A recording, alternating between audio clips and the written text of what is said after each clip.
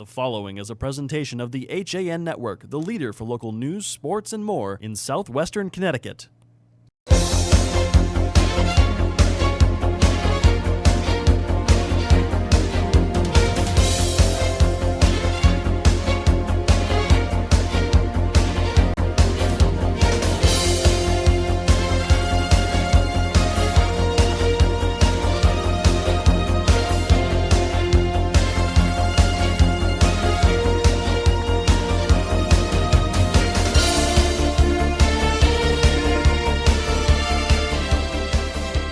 It is a rivalry that needs no introduction as they take the game to the ice as we get set for boys hockey between the New Canaan Rams and the Darien Blue Wave. A Merry Christmas to all, and we welcome you back to the HAN Network's winter sports season as we get ready for a great boys hockey matchup tonight. I'm Frank Renito. Down on the ice will be Chris Cato Kalin joining us shortly, and in the booth tonight is my partner in crime, Mr. John Kovacs. John, we come into tonight's game, and we've got a little bit of a role reversal from the Darien and New Canaan teams we're used to seeing. New Canaan has to hope that this is the day that they flip the script. It's been a long time since they've tasted victory over the Darien Blue Wave. The last victory was an FCAC final in March of 2014 that the Rams won 5-2. The last regular season victory, you've got to go all the way back to Valentine's Day of 2012. A 4-0 shutout by the Rams. Since that game, the two teams have played 12 times. Darien is 9-1-2 over that span. It's been a period of dominance for the Blue Wave, but coming into today's matchup, it's the New Canaan Rams who find themselves atop the Connecticut power rankings, sitting here at 2-0, and the two-time defending state champion Blue Wave, 0-2, still looking for that first win. New Canaan with two impressive wins already, 4-2 over Notre Dame of West Haven, and then a 3-0 shutout over Hamden. That in their last game, December 21st. That's a Hamden team that opened the season with a rout of the defending state champ Darien Blue Wave, which you heard here on the HAN Network, 7-2. Darien with a better showing in their second game of the season, but they still come up just short against Fairfield Prep, a 3-2 nail-biter there.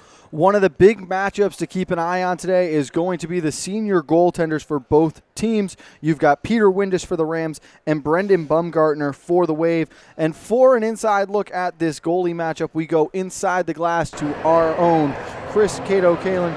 Cato, when we saw Bumgartner in that opening game, he looked a little shaky. Obviously the confidence up after a better performance against Fairfield Prep in game number 2. Yeah, Frank, and the thing with Bumgartner is the protection he had in the second game was better than what he had in the first. He faced a lot of one-on-one shots coming from multiple opponents. Now you're starting to see, they're starting to circle around, they're starting to protect Bumgartner a little bit better, giving him a little bit better of a chance to defend the net by having multiple bodies in front of him that wear the same jersey. For New Canaan, Peter Windus has just been spectacular for the first two games. He faced a tough Notre Dame of West Haven team who gave him all he could handle, and he stood them back. He stared down the beast, which was Hamden, which pretty much ran Darien right out of this building. Now, go ahead. I'm sorry, Cato. Go ahead. It's quite all right. And in talking about both teams, it is the amount of scoring that New Canaan's bringing to the table. This was a team that did not, live up to typical New Canaan expectations last year. But this team is definitely battle-hardened. It's tested. They've worked as a team. And more importantly, even though you both have upper-class teams, this New Canaan team faced varsity talent last year as opposed to a lot of the Darien players that didn't. And that's a great point. And what I was going to allude to next was, John, you mentioned this is a New Canaan team who returns 16 players from last year's roster with experience. Darien, on the other hand, while again a senior-heavy team, lost 18 players to graduation and transfer.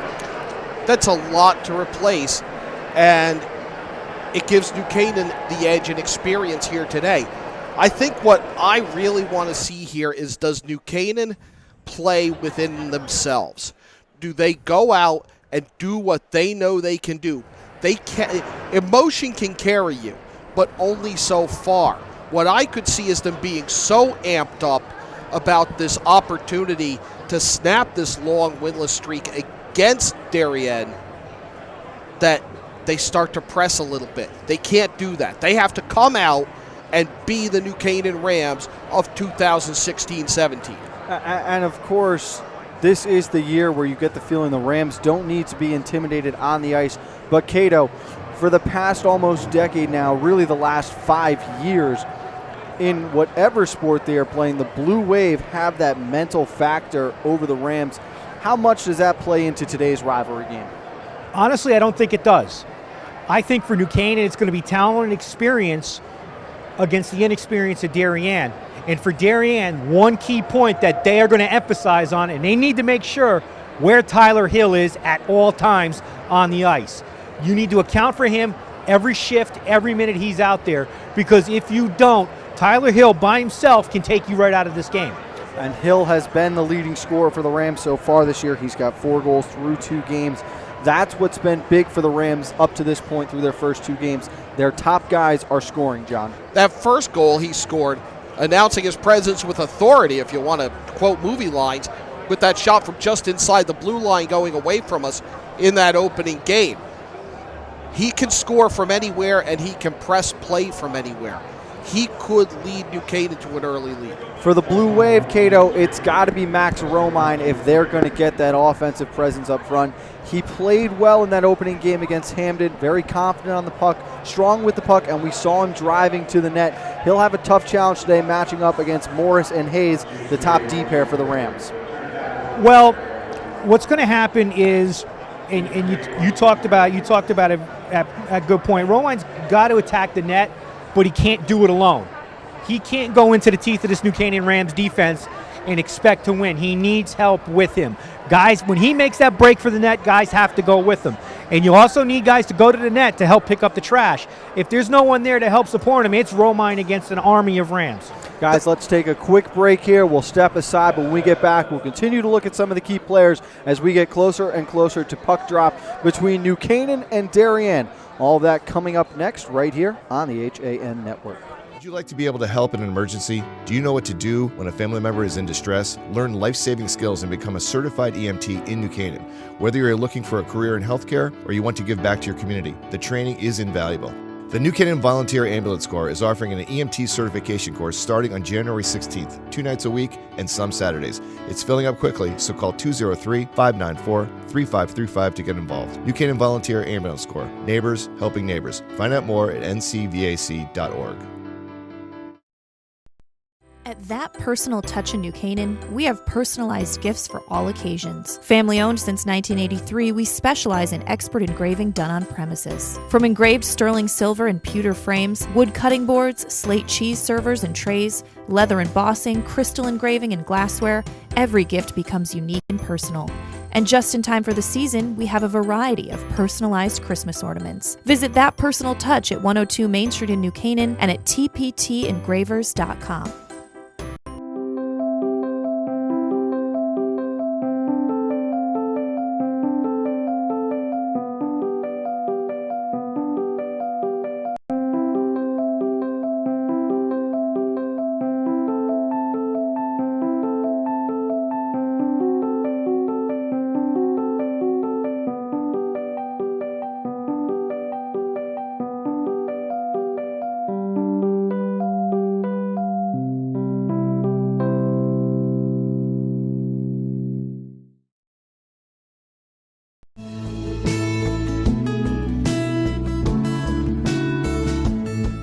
My company developed Tranquility Mind and Body Wellness Spa 13 years ago. The building had 2 huge Olympic-sized pools in it. Builders would come, take a look to develop, and no one really knew what to do with it. Milford Bank saw our vision, and they jumped right in. They were the bank that we needed to come behind this hometown project. My name is Tina DeNaples, and I choose to bank with Milford Bank. Member FDIC, Equal Housing Lender. At InSports Trumbull, the game is always on inside. Recently renovated and home to one of Connecticut's largest indoor turf fields, InSports is a multi-sport recreation center providing state-of-the-art facilities for league play, camps, and youth programs. Sign up now for the InSports New England Top 80 Lacrosse Showcase taking place on January 4th. Coaches from New England colleges will be scouting and coaching the recruits for the college class of 2019 and 2020. The top 40 players will be featured in All-Star Game to get maximum recruiting exposure. Spots will fill up fast, so go to insports.com for pricing and more information. Like and follow us on Facebook.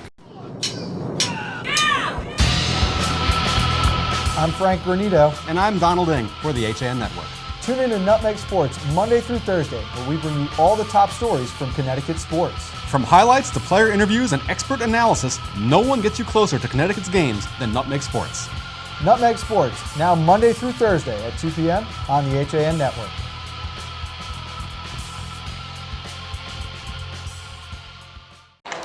Back from the Darien Ice House, this is the HAN Network's coverage of high school hockey here in the FCIAC. It's a non-FCIAC game today featuring New Canaan and Darien. The Rams come in 2-0 on the year with wins over Notre Dame of West Haven and Hamden. Darien 0-2 after falling to Hamden in game number 1 and then to Fairfield Prep in overtime of their second game. I'm Frank Granito, and I am joined with Chris Cato, Kalen Inside the Glass, and my partner John Kovach as we get closer and closer to puck drop. And we were talking, John, before the break about Max Romine, the impact he'll have on today's game, and you brought up a great point off the air. It's really the support around Romine, though, that's going to help this Wave team today. Against Hamden, I thought Romine was really doing a good job of, let's say, leading the wedge up ice. But his support was a stride or two farther behind him than they had to be. So any pass he tried to make cross ice was intercepted, and that is a big part of the reason why Hamden hung 7 goals on the Wave. A player to watch is a new player to this Darien roster. He's a transfer into the school. That's Arden Cohen, number 8. I thought he was the most physical player for the Wave in that opening game against Hamden. And I think if they're going to have success today, John, they'll have to play a physical game against the speedy Rams. I don't think they need any incentive to play a physical game against the Rams. New Canaan and Darien games by nature are physical.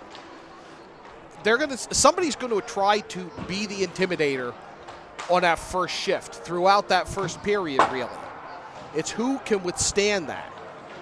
Cato, for the Rams, another player to keep an eye on who isn't one of the captains is another senior transfer. That's Anton Adding. The Rams were without him against Hamden, but he's back in the lineup today. He'll be in between Granito and McMahon. And what we saw from him against Notre Dame of West Haven, I thought was very impressive. He was very physical. He worked along the boards. He did a great job on defense, pinching off the boards. He was excellent in the neutral zone. He gets to the front of the net. He's going to get his shots. It's whether or not he can put them in. The other thing I was impressed with, Cato, was his presence, his puck presence, so to speak. He knows where the puck is. He knows how to get into the flow of a play. He really adjusts well on the fly, I thought. A very high hockey IQ. He's very patient with the puck. A lot of these Rams are. They're skilled players. They've come up through the HSA Hockey Skills Academy now that's run here at the Darien Ice House. And again, this is a Rams team that has been playing together a lot. They are very experienced. It's a veteran core of a group. I spoke with Coach Mac Budd for Darien before the game, and while he was happy with the effort they got against Fairfield Prep, Cato, this is still a team that's learning how to play together. It's very early on, despite that postseason feel when these two teams meet. And one thing I wouldn't be surprised if you start seeing Mac Budd in the next few games start shifting up the lines, trying to reblend the talent, try to find chemistry, maybe catch lightning in a bottle, find something that works. And it will be interesting to keep an eye on that. 2 pairings of defensemen we definitely want to keep an eye on. Quinn Hayes and Drew Morris for the Rams, Harry Congdon and Connor McCarthy for the Blue Wave. Those will be the top 2 pairings for both teams. What do you want to see out of those groups tonight, John? I'd like to see Morris do as good a job shutting down any Darien threat as he did against Notre Dame of West Haven. He really prevented a lot of opportunities from fully developing in that opening game that we had. And they're 2 pairings, Cato, that are capable of scoring goals. They will be very involved with both teams' offenses. And what's going to happen is for Darien, and you guys talked about it, you gave up 10 goals in your first 2 games. You have got to lock it down on defense. You've got to give yourself the opportunity to stay in games. If you can't protect the net, it's going to be a long night. You know, It's just the fact that you saw against Fairfield Prep, they were much better. They were definitely better. They were more active around the net. In the aspect, it's, you know what, just don't let anybody get behind you. Don't leave your goalie alone with opposing players in front of him. That's what you can't do. And of course, something else to keep in mind is last season, John, the opening game between these two teams, arguably the biggest blowout in the history of this rivalry. Darien taking it to New Canaan with an 8-0 victory.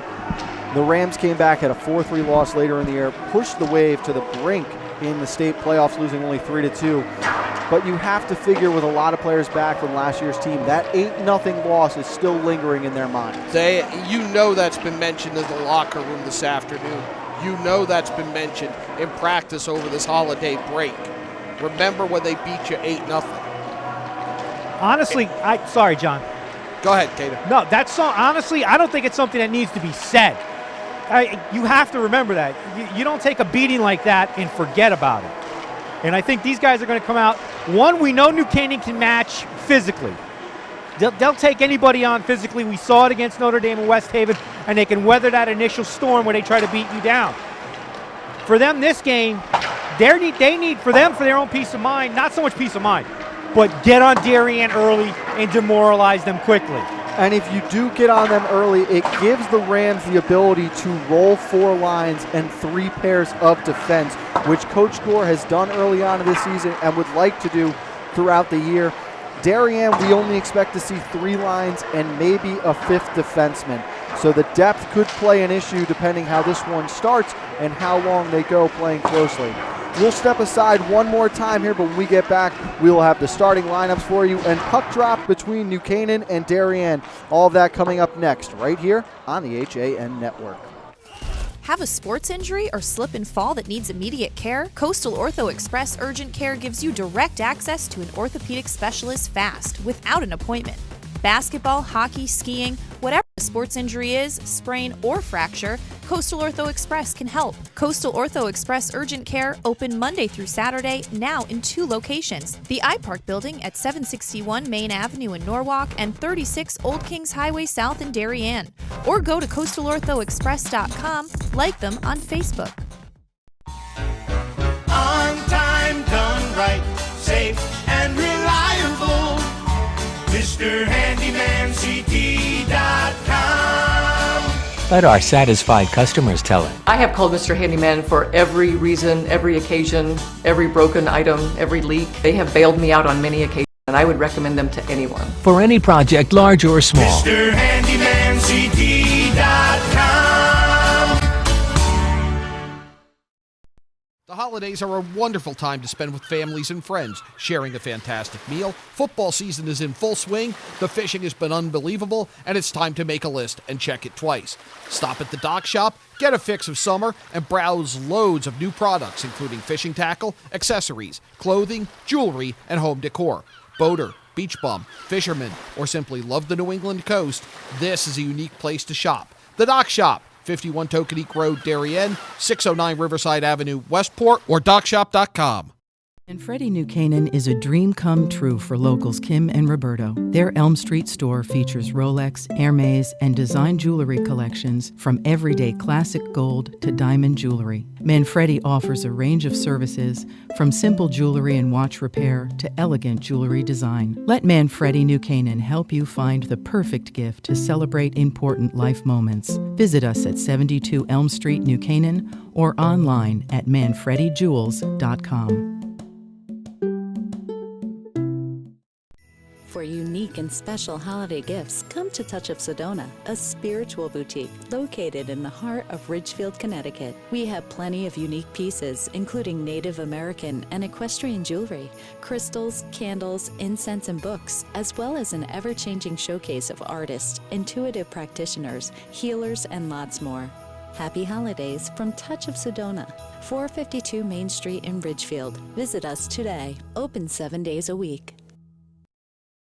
Why cook it all this holiday? Avoid the stress of holiday planning and let your friends at Walter Stewart's in New Canaan do the heavy lifting. Whether you're looking to fill in with a few crowd-pleasing sides or you want us to prepare your whole feast, from cranberry sauce to pumpkin pie, we're ready to simplify your holiday. Place your order from our holiday menu and spend your holiday the right way, relaxing. Our fresh prepared holiday meals to go are designed with your busy schedule in mind. Visit us at stewartsmarket.com or at 229 Elm Street, New Canaan.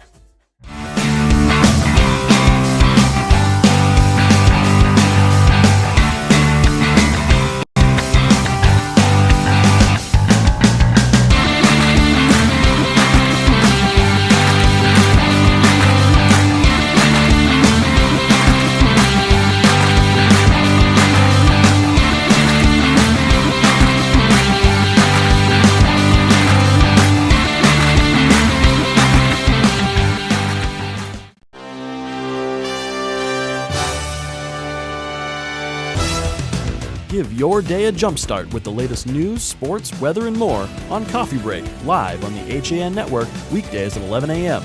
Connecticut news doesn't get any more local than on Coffee Break.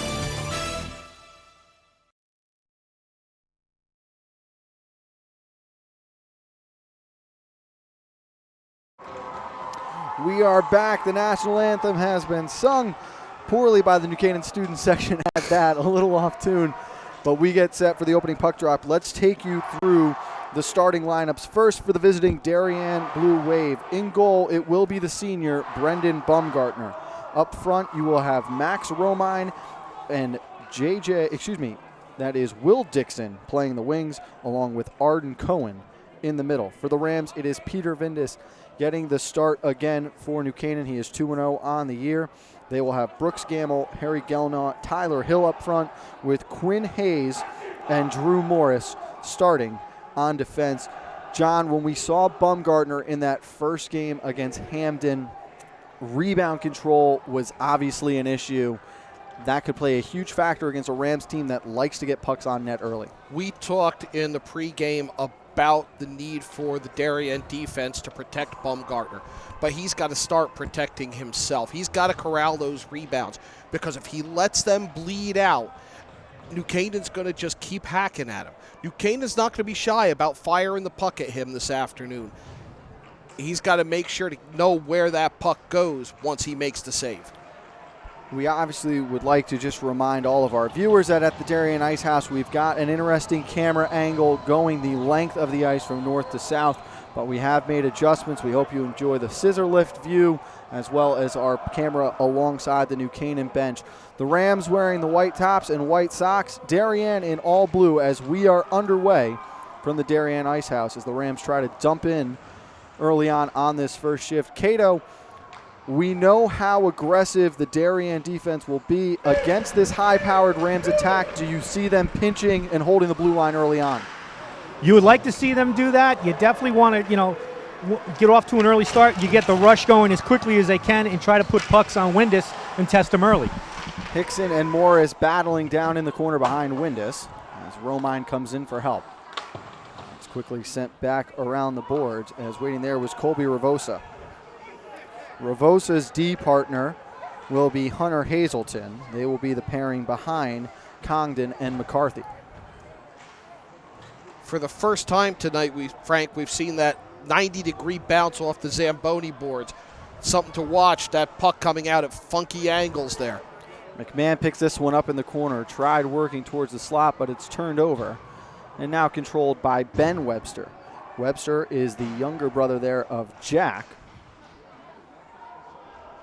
who is a senior, Ben a junior for the Rams, as this one comes all the way down. And Windus will choose to freeze it and force a face-off to his left early on. Minute 17 gone by. New Canaan climbing the rankings very early in the year, John.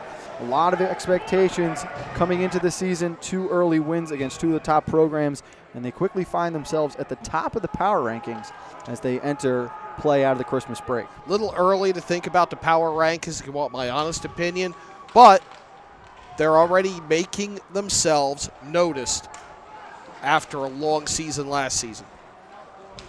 Turned over in front here, tried to center, and that one bounced off Will Johnston. As Teddy Hood plays one high off the glass and out to neutral ice. Hart giving chase, tried to leave one behind. It's turned over again where Glover takes control.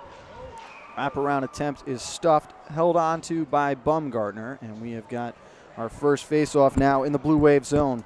A risky pass down in their own end there from the Rams, Cato. It was, but also on that rush, give Hart a lot of credit. Great, tremendous hustle, extremely just awesome acceleration to get out ahead of the Blue Wave to try to put that puck on net. Both teams come back with their top lines. As a shot from Morris is off the stick of Bumgarner and out of play.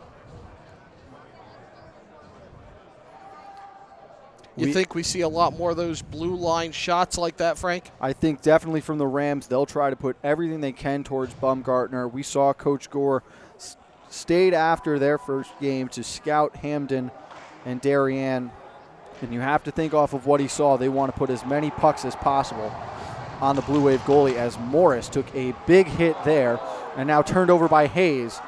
As unable to get that one through was Dixon. Physical play picks up early.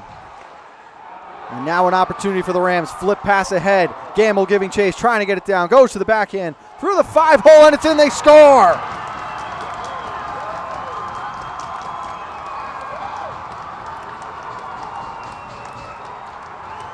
Back and forth they went. A beautiful pass from Tyler Hill. Sprung Brooks Gamble. And the junior strikes first with 12:42 to play. That play started with a rush by Darien, where once again an inexperienced team didn't click. The pass was just off. It rattled around a little bit. It allowed a headman pass that set up Gamble 1-on-none, and he converts. It is Gamble from Hill with 12:42 remaining in the first, and the Rams take a 1-0 lead. Velvet hands on the finish as he gets Bumgarner moving and slides that one through the 5-hole. It's a long penalty shot, Frank. So now the Wave back in their own zone again, as Adding takes over with the second line on for the Rams. And that's a huge goal for New Canaan, John. Set the tone early on, especially having been down in this rivalry for so long now. It's a confidence builder. Okay, we can do this. You're moving in the direction you want to be. Turned over in the neutral zone, but tripping over the blue line that time was Niederreiter. That was very close to a chance. Pass centered out in front, bouncing around, and now Gunnar Granito plays one high off the glass and out of the zone to safety. Bounces around off Hazelton all the way back to Bumgarner, and he will freeze it with 11:37 remaining. And guys, that rush from New Canaan, which scored the goal, started as it was just Darien trying to make a rush pass across the middle of the ice, and Tyler Hill was standing right there, Johnny, on the spot, ready to make a play. And it all went back to, you had the big check on Morris on the half wall. Quinn Hayes alone in the neutral zone, fans on a pass. It's a 3-on-1 for the Blue Wave, who fan on their own pass in the slot. And like Cato said, Tyler Hill's there. It makes a great flip pass, and it's just to an area. He saw that he had Gamble, doesn't force it, puts it to where only he can get it, and the junior with a great finish. And odd man rushes, when they go bad, create odd man rushes the other way. Another interesting bounce off the Zamboni doors in the corner, as the Rams' third line looks to start the cycle. They've got Hart, Grisey, and Glover. And at the point is Jack Webster and Teddy Hood. Battling down in the corner. Good pressure here from the Rams' third line. Played up along the boards by Johnston. Johnston, the third line center. He's got Niederreiter and Sharp as his wingers. As they are joined with Ravosa and Hunter Hazelton on the point. This one flipped all the way down as the Wave in desperate need of a change. They'll ice it with 10:35 in a 1-0 game. Good pressure from the Rams early on, John. Good pressure. A lot more. Too many blind behind the back passes so far that I've seen by both teams. Again, early on in the year, I think we've seen smoother, cleaner play compared to that opening game where both teams, really all four teams we saw in action that day, struggled finding any flow to the game as another shot fired on goal as Bumgarner under siege early on. Unofficially, I have the shots at 7-1 in favor of New Canaan. And we said we thought that the Rams would try to put as much traffic in front of the net, and any opportunity, they'll throw it towards the cage as well. As Gamble with a second effort shot, and Bumgarner holds on again. The Rams will go with a quick change here, bringing out the line of adding McMahon and Granito. Early on, the Rams have been very disciplined at staying at the point. They're not creeping up, and that's helping them keep the puck in and prolong these offensive opportunities. This one finally cleared out of the zone as Morris will send it right back in, and McCarthy has to chase. Under pressure from McMahon, popped out in front for a moment. Turn back over. And chipped ahead as now Romine looks to win a foot race. Able to slip past Hayes momentarily. Chipped on goal, and Windus able to stay with that one. And a little extra pushing and shoving in front. As Darien picks up their second shot. Good hustle there from Max Romine, Cato. He put the speed on display that play. And he did turn on the Jets, but the problem was there was no one behind him. He's just it looks like he's a little too fast for the rest of his line. When he gets down to that red line, he's got nobody to dump it back at. Another save from Windus, as strong on that faceoff was C.J. Hathaway. And able to get one on goal. That was exactly what I saw opening night, Cato. And hopefully for Darien right now, they can get some good pressure on New Canaan and really put Windus to the test. They have got Hathaway, McDermott, and Koskruski out there. Good defense there from Ben Webster, cutting off a passing lane and quickly out off the glass again to safety. Back check canceled out any opportunity on that shot as Glover had it taken away. And now the two teams play back and forth through the neutral zone.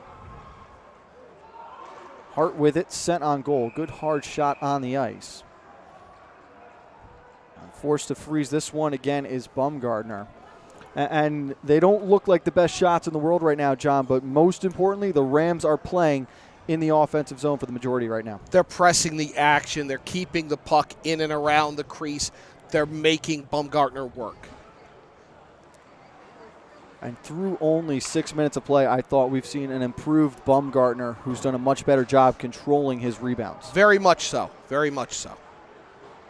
9:10 remaining. It is a 1-0 game. The goal coming for New Canaan from Brooks Gamble with 12:42 remaining, his second of the season. There's a couple of big hits down in the offensive zone for the Rams.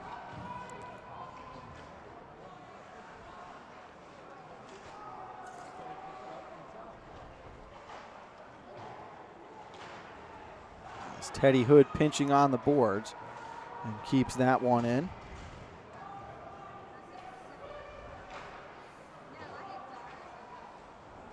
And then stepping up is Jack Webster, held the red line and able to send it right back as the Rams continue to roll. What time to finish the change, and New Canaan picks up with the puck in the Darien zone, at least momentarily. And Morris is going to step up from the neutral zone again. Sends one on goal that's sticked aside to the corner. Tried the bad angle shot, but it's canceled out. Now to the back door, in front again, and it's Gamble. Number 2 on the night. Tyler Hill's going to pick up another assist, and it was even prettier the second time around. Brooks Gamble was left all alone off on the right side, or I should say Bumgarner's left side. No one there to protect him, and Tyler Hill just being heads up, spotting the open man, and all he did was lift it over the glove. Patient shot by Gamble to go top shelf with that, to resist the temptation to just kind of hack at it. He set that shot up. Gamble from Hill for the second time in the first period. This one at 8:11, and it is 2-0 New Canaan early on. And now another opportunity, but Bumgarner comes out to cancel this one. And it starts with Morris being the aggressor, coming down, pinching into the corner. They tried to send it to the middle once. It's canceled out, and the Darien defense gets caught puck watching, and that's where Gamble finds himself all alone on the back door, John. Really nobody on that side of the ice. He had that half of the rink to himself. And that allowed him all the time in the world he needed to go top shelf with that. Nothing Bumgardner could do on that one as Gamble went right upstairs over the glove. So now the Wave trailing 2-0 early on. A situation they are not familiar with when playing the new Canaan Rams. Pickering looked to deliver a hit that time, but stepping aside was C.J. Hathaway. Tried to center one through, but the pinching Congdon was out of position, and this goes all the way back to the Wave's blue line. Now McMahon intercepts, looking to pick up help as Glover came off the bench. But a good job in transition by McCarthy as Pickering climbs the ladder to sky that one down out of the air as Bennett McDermott tried to clear. Here's Michael Grisey, cut to the middle. That is shot blocked, and the Rams continue, John, to hold the red line in the neutral zone and force Darien to go the full 200 feet. They're really doing a good job of keeping the Wave bottled up. And Darien is having a very tough time breaking out in general. The Rams' forecheck has been tremendous. Wingers are reading deep passes, and the blue line has been tremendous by the Rams as a shot from Glover is held on to by the glove of Bumgardner. What I like is the point players getting the hand up there, batting the puck down and keeping it in. Cato? Guys, 13 shots on goal for New Canaan so far in the first 14 minutes of this period. Bumgardner completely under siege. He's made 12 saves so far. 11 saves, I apologize. And one correction here, Cato, only 9 minutes. 15 minutes for high school, not 20 like the NHL. Sorry about that. Although we could do with 60 minutes of New Canaan and Darien. I don't think anyone could complain about that, as this pass is intercepted, and now off the other way is Will Dixon. Looking to work through Hayes, but he did a good job of sticking with his man. Good physical defense. That's being physical to break up a play. You've got to be careful in a rivalry game about being physical for the sake of being physical. Romine picks it up on the boards and chips down as Morris goes to retreat. Hayes did a good job of making sure that Romine had to take a hit along with touching the puck.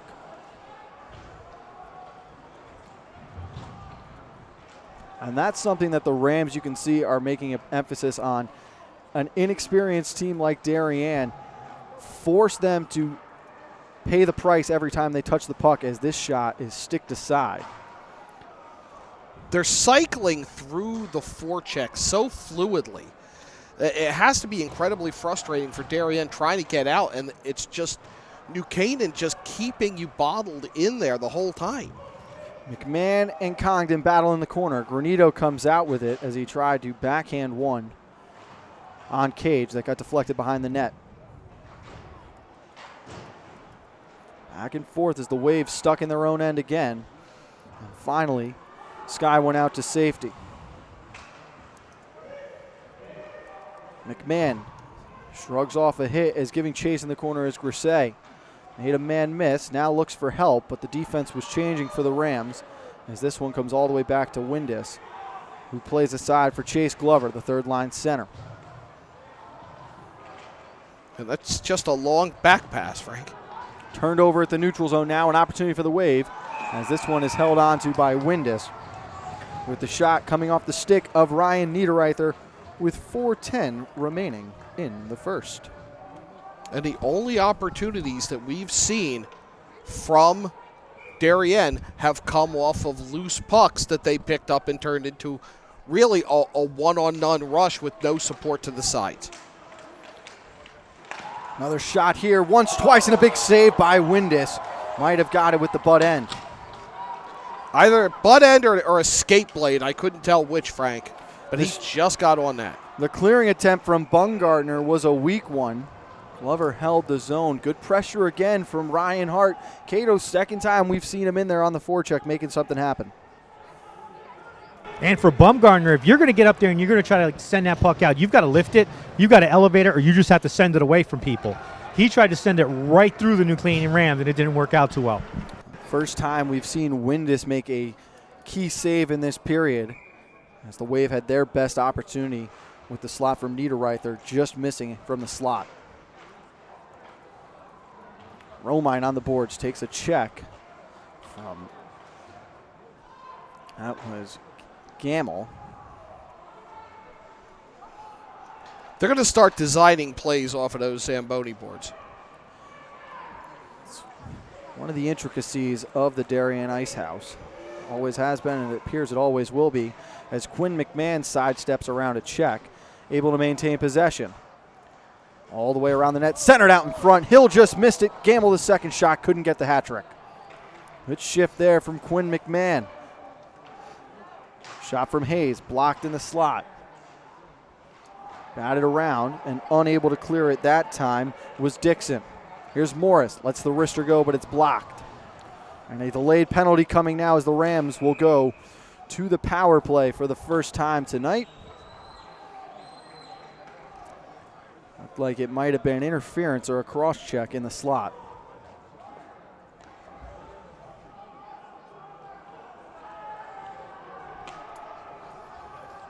And for the penalty, we will go down inside the glass to Chris Cato Kalin.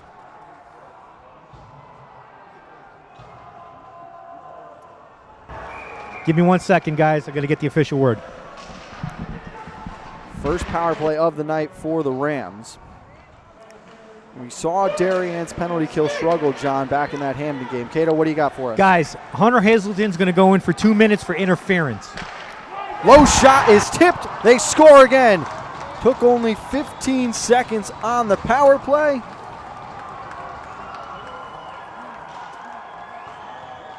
A beautiful tip and a better shot off the stick of Quinn Hayes, who set it up beautifully. And again, Hayes left alone to our right, Bumgartner's left, just there to redirect the puck in.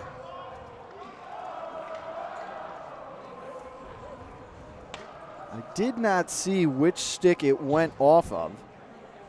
We will wait for the scoring from Cato, but it was just designed perfectly. You win the drawback clean, that good low shot, and a better tip alongside the net.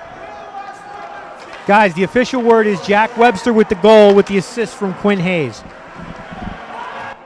So it is Webster's first on the season, as this one comes back the other way, and it went in off Arden Cohen's skate, it looked like. Unsettled and they're discussing this, whether it's a kick-in. I don't know that there's a discernible kicking action.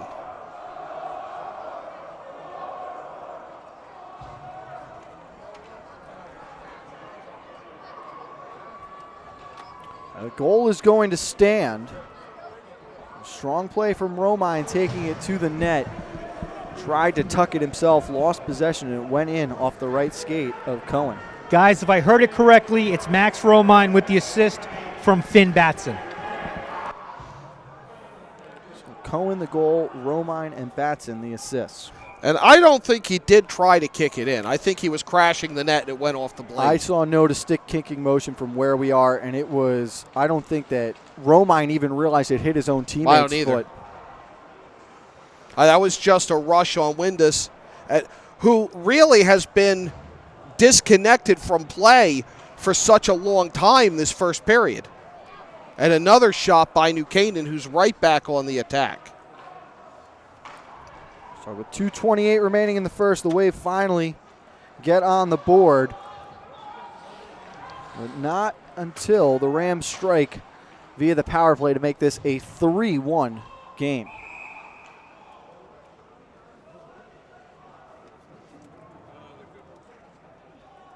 And we talked about this last week, and I spoke with Coach Bud after that game against Hamden. You can't allow good teams to go to the man advantage. They're going to kill you. We saw Hamden go 4 for 5 against Darien on opening night. The Rams' power play has been very effective, so you have to figure if they're given the opportunities, they're going to make Darien pay. You've got to play disciplined. You got to be physical when you need to be, but make sure you don't get carried away. And the Rams are very content right now out of their own zone, John. If the Darien defense is going to hold the blue line, they will play it high off the glass, out to the neutral zone, and force them to go back and get it. We've seen a lot of it early on. And they're doing a good job of it. They're doing a good job of turning that into a head-man pass and getting a running start down at Bumgartner's neck. A tough one there, though, as it took an Darien skip and went for an icing. The Wave will quickly respond with their top line, and Coach Gore matches with his as the draw one back to Congdon, ricocheted off Hood in front and wide to the corner. I think that would have been a tough shot to handle if that did not hit Hood on the way in.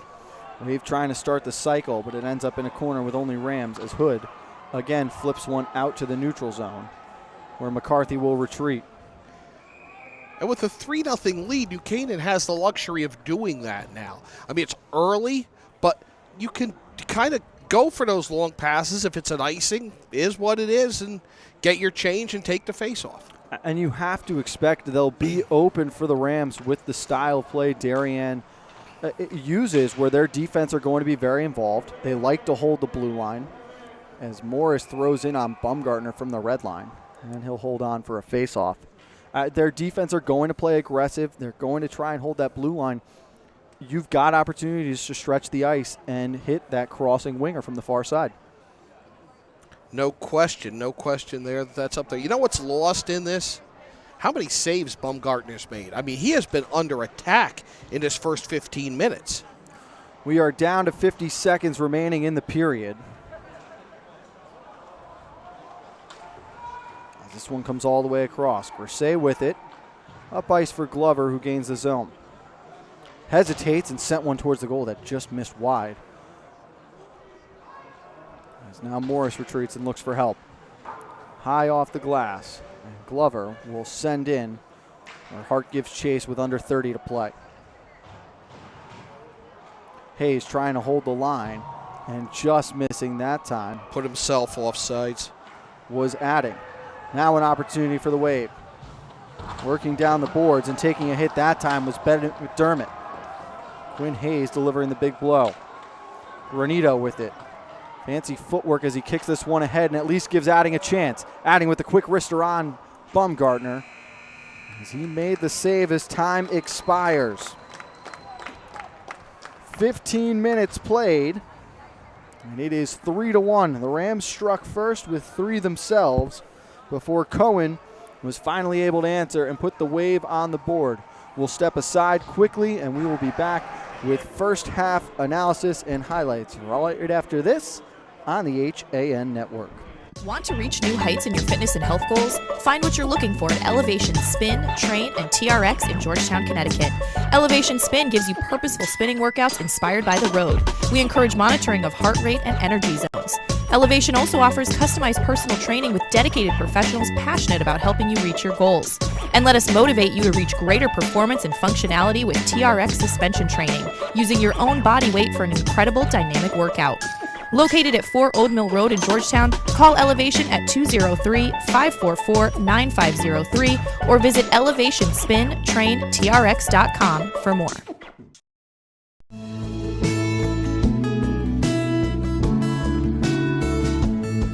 My company developed Tranquility Mind and Body Wellness Spa 13 years ago. The building had 2 huge Olympic-sized pools in it. Builders would come take a look to develop, and no one really knew what to do with it.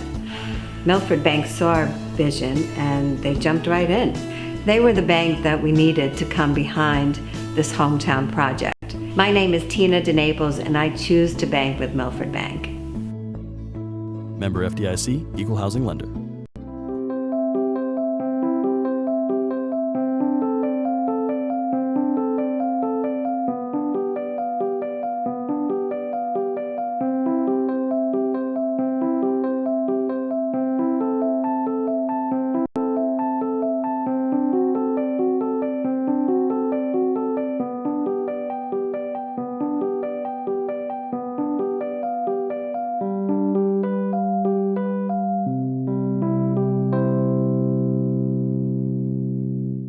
Folks, this is Dr. Jeffrey Hubscher from the Noah's Ark Animal Hospital in Danbury and the South Salem Animal Hospital. There's something new and important going on at our 2 hospitals and probably eventually everywhere. It's called Fear Free. That means making sure that our pets are no longer frightened or stressed at the vet. We are Fear Free certified, the only ones in the area. We have the softer, gentler, better approach. Come see us at Noah's Ark Animal Hospital in Danbury or South Salem Animal Hospital.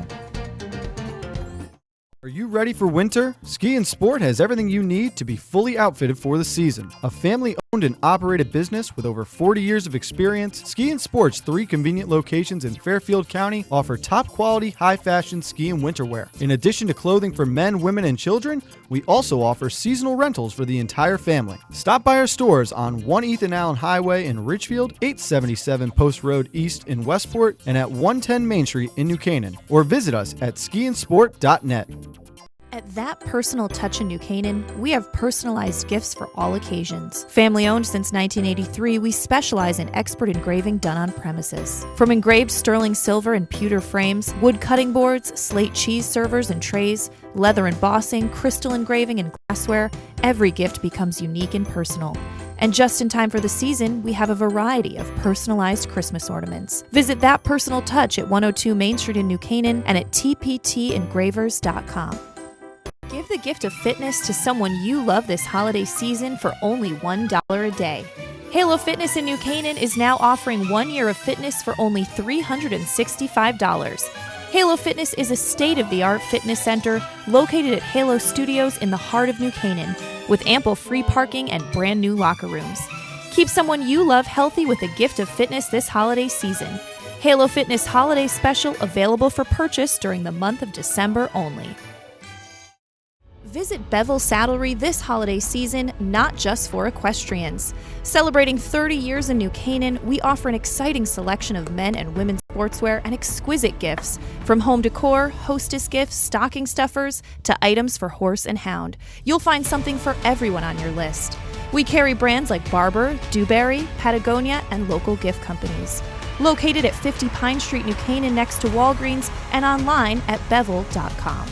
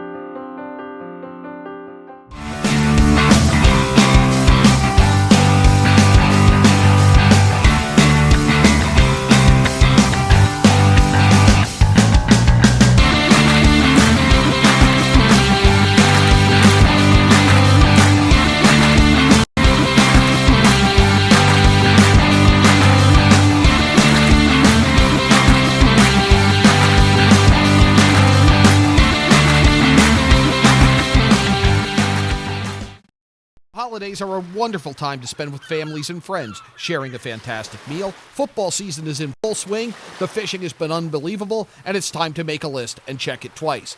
Stop at the Dock Shop, get a fix of summer, and browse loads of new products, including fishing tackle, accessories, clothing, jewelry, and home decor.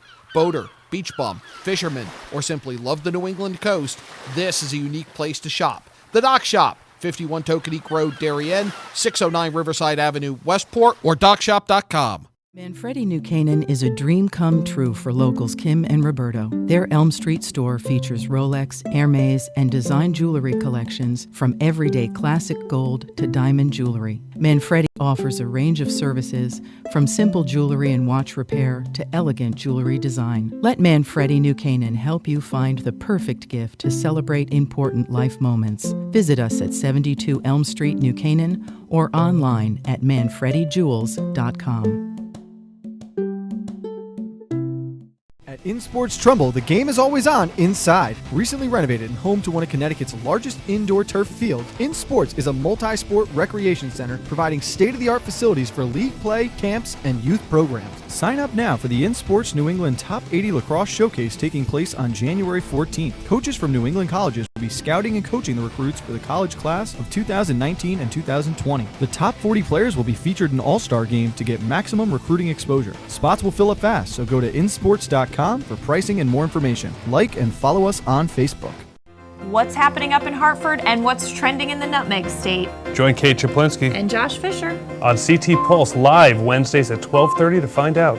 We talk to Leaders and newsmakers while breaking down the stories you should be paying attention to each week. With the help of HAN's editorial cartoonist Doug Smith, we take a humorous look at the news of the week. We talk about everything you were told you should avoid bringing up in polite company.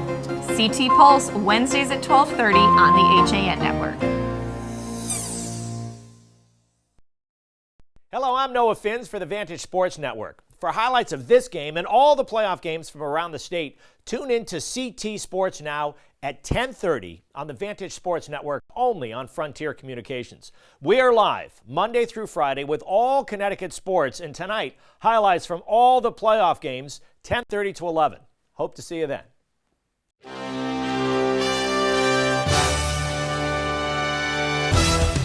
Give your day a jumpstart with the latest news, sports, weather, and more on Coffee Break, live on the HAN Network, weekdays at 11 a.m. Connecticut news doesn't get any more local than on Coffee Break. Back on the HAN Network after one period of play, it is 3-1 in favor of the Rams as they are on top of the Darien Blue Wave. And John, a fast start for the Rams. We saw them trying to put pressure on Baumgartner early on, and they struck with 3 goals before the Blue Wave was able to respond. 2 of them by having somebody left all alone right there on the doorstep and be able to steer a cross-ice pass in, which we said could be a problem. Darien did what they had to do. They got one back, and that gives them life, and that, I'm sure, is the point being stressed in the Blue Wave locker room between this first and second period.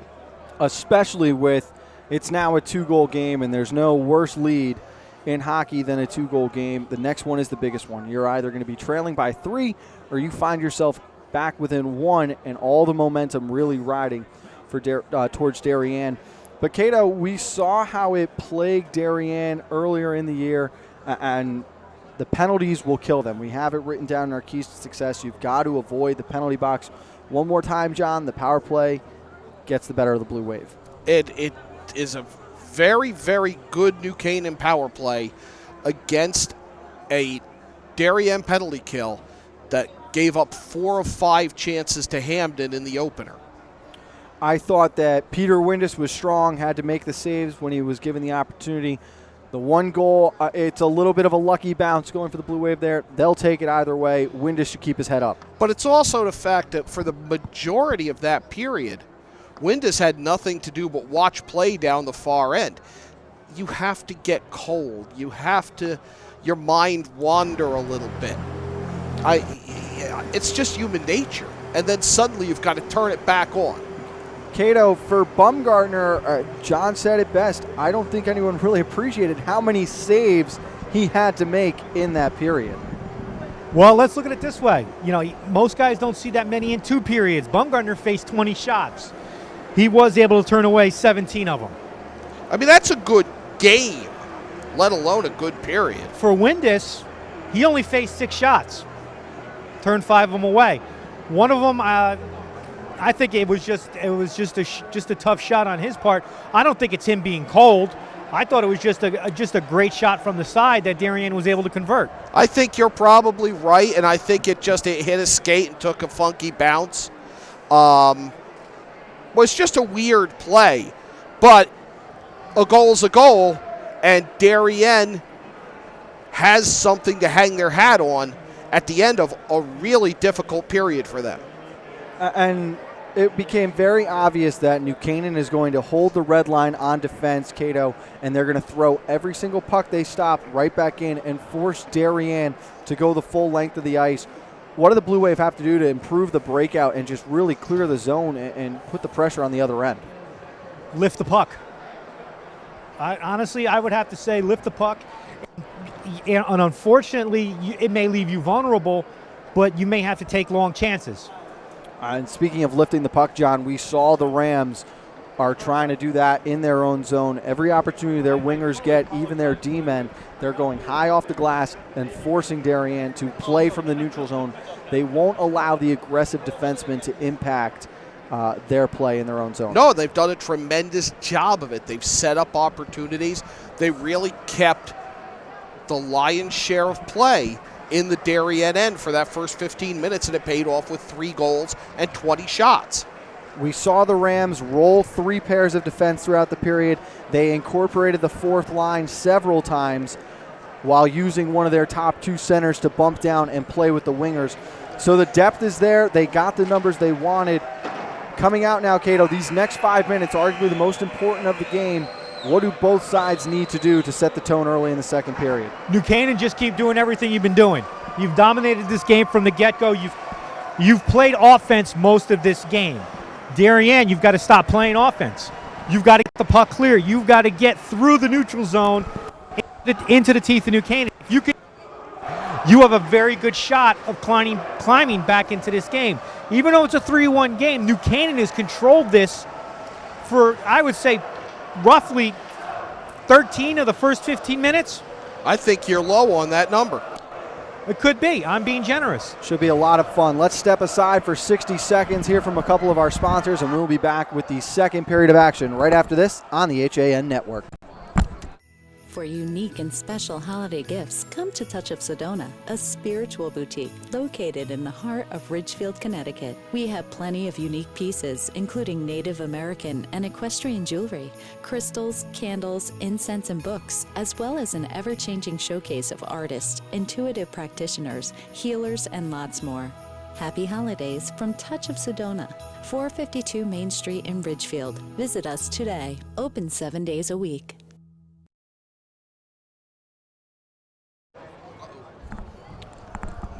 Back on the HA Network as we get set for puck drop in the second period. It is 3-1 Rams as we are underway. Again, a reminder to our viewers, a tough setup for us at the Darien Ice House, so you will see views going the length of the ice compared to the normal left to right shot you are used to with hockey. 3-1 following 2 goals from Gamble and 1 from Webster for the Rams. It was Cohen who scored for the Wave as this shot is deflected and sent down in the corner. Both teams going with their top lines to start the period. A battle to a side behind the net as Hill comes out with it. His attempt to clear went off McCarthy's skate, and then a shot rolled off the stick of Hayes and went wide. Again, early pressure on here for the Rams as Morris just can't quite hold the line, but quickly sends back in. As New Canaan tries to change. And this one will go for an icing. You know, we talked about that first 5 minutes and what the teams have to do. All New Canaan has to do is do what they did and look up at the end of that 5 minutes and still be up 3-1. And guys, one thing I noticed too is the ice hasn't completely set up. So you're going to see a lot of slow play, a lot of sloppiness for the first few minutes until it completely freezes over. The Zamboni did have to take a couple extra laps for one spot that was missed in the middle, and then took a very unusual wide turn, we'll say, to get back into the entrance. So there will be some areas that are a little wetter compared to others out here. This one taken away now by C.J. Hathaway. He absorbs a hit from Shane Pickering. And the shot was saved by Windus, his first of the second period. Stretch pass here for Granito. Granito working down the boards. He's got McMahon with him. Tough angle shot was stick to side and then held on to. McMahon slowly turns. Pass off the stick of Granito. Taken. High shot. Sails and hits the glass. Here's the senior Anton Adding. Swiveled his defender into the ice, and then McMahon picked up. Pickering the shot. Deflected off the post. Just missed again as the Rams' second line now goes to work below the goal line. Adding. Battling with Martins. Excuse me, that was Ravosa. This one will not be an icing. As they say, it was tipped, but a good shift from both the Rams' first and second line to start this period.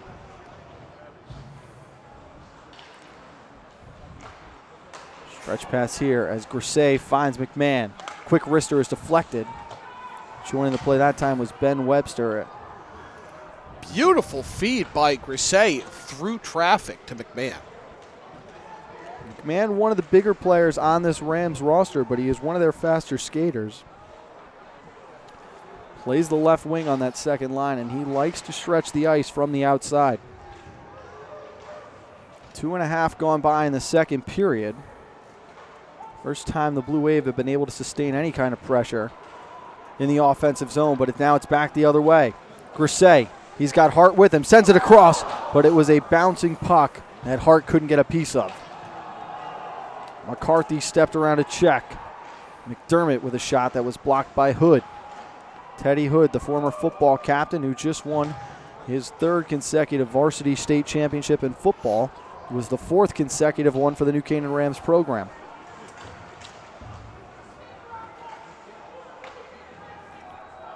This one is chipped up and out of play off the stick of Hunter Hazelton.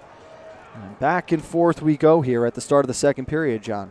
Good action back and forth. Both teams really doing what we saw in that first period. And New Canaan inching closer, if you want to break it in 5-minute segments, to having killed 5 minutes and held that lead. Gamble able to poke this one forward as Hazelton resets. Bounced around and taking a big hit that time was Quinn Hayes. This one chipped up and in to the Darien bench. Oh, excuse me, that was into the penalty box, and Cato coming away with the save himself this time. It doesn't hurt, guys. It really doesn't hurt. I don't have any pads on. It doesn't hurt. There's Cato, whose goalie talents were lost to the basketball court. What the world missed out on. Both teams going with their top lines here. Correction, seeing the second line now for the Wave as Gamble avoided a hit that time in front of the New Canaan student section, which draws a roar from the crowd. Behind the net, Hazelton. Gelnaw looks to the front of the net. Hill on the far side. Back to Morris. Slap shot. No, it's a pass all the way across again, and they just missed Gelnaw. Beautiful setup for the one touch that never happened. Great pressure early on from the Rams. Hill turns around. Quick shot off the crossbar. Hayes lets one go.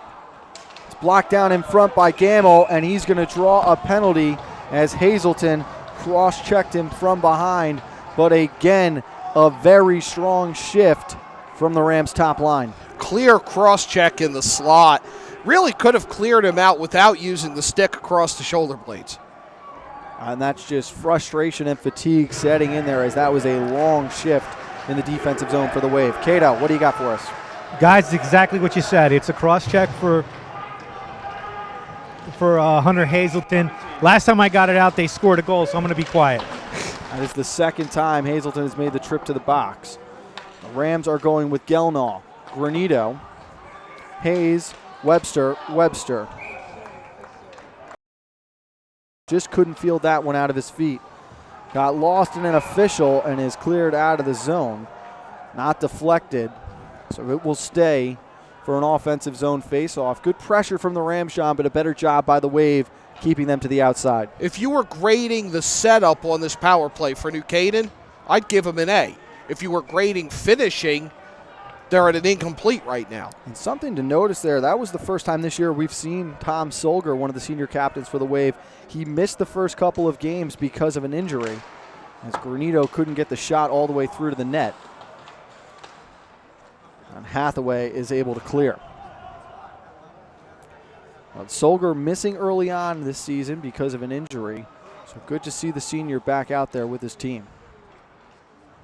Second unit back on the ice for the Rams. Hipped ahead, and here is Webster. Sends it back. Gelnaw tried to let it grip. Missing on the redirect attempt was Granito, and now it's back at the point. Shot deflected, stays wide, and able to clear this time is Arden Cohen. Good pressure again from the Rams, John, but unable to get that ideal shot on goal. It's that last touch that's missing. It's that redirect once it gets to the red line, once it gets to the edge of the crease. That's what's missed. Webster lost it in his feast, but Quinn Hayes did well to hold it in the zone momentarily, but Romine's taking it away. Romine's joined by Solger. We're all even as the backhander is held onto by Windus as play stops with 8:38 remaining in the second period. And Cato, a good job there from Darien killing off the penalty. Darien was more effective at protecting Bumgarner for that power play. We saw how awful this penalty kill was for Darien, especially against Hamden. When they gave up 3 power play goals, they gave up 1 today. It was more effective at surrounding Bumgarner and protecting the net and not worrying about what's going on along the boards. Risky play there by Bumgarner, but a much more confident stroke that time, as he was able to clear the zone there, and Teddy Hood then fired one into his own bench on the return. And John, what stood out for me on that penalty kill, they didn't have possession for the first minute, and the Rams are working it around, but it looked like a much more confident group, not panicking despite not having possession. Disciplined, I think, is the word that comes to mind for me. They held their spots. They did what they had to do. A bouncing puck is gloved by Windus, and he'll freeze play. The face-off now to his left.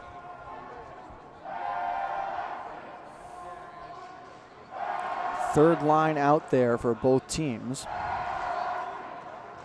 The third line for the Rams today has been active. They've done a good job on the forecheck. At the moment, it's the Wave who control, as that one sent through the crease off the stick of Will Johnston. Grisey controlling now as he tries to work through the middle.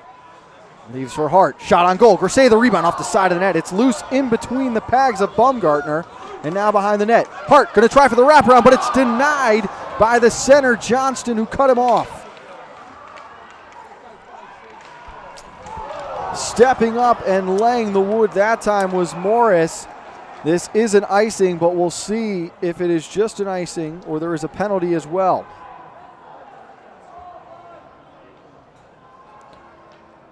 And let's go down ice side. Cato, it appears there's a conversation between the officials and Mac Budd. What have you heard? Well, I can't quite make out what the official was saying, but he was definitely directing the conversation to Mac Budd. The New Canaan bench wanted a penalty on Darien. So it's hard to tell, what everybody was saying. There was too much screaming. I really thought they were indicating a penalty there, Frank, and they didn't. The ruling was icing, no penalty, and the only questionable part of that Morris hit would have been if he was high up around the head. That's what I thought. That was the indicator that I thought I saw, but obviously didn't. I thought they would have called the high check there. Granito steps into one, a low shot that doesn't reach. Here's McMahon.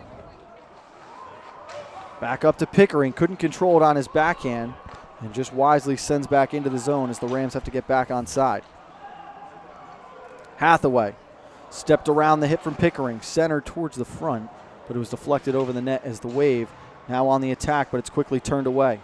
Hathaway's done a good job so far tonight in bringing the puck up that left side, avoiding hits, and trying to get it established. Congdon with the big wrister that was shouldered aside by Windus. Out in front again, and Congdon missed on the wide side, but a delayed penalty coming and has been called against the Rams. We'll see who it will go against.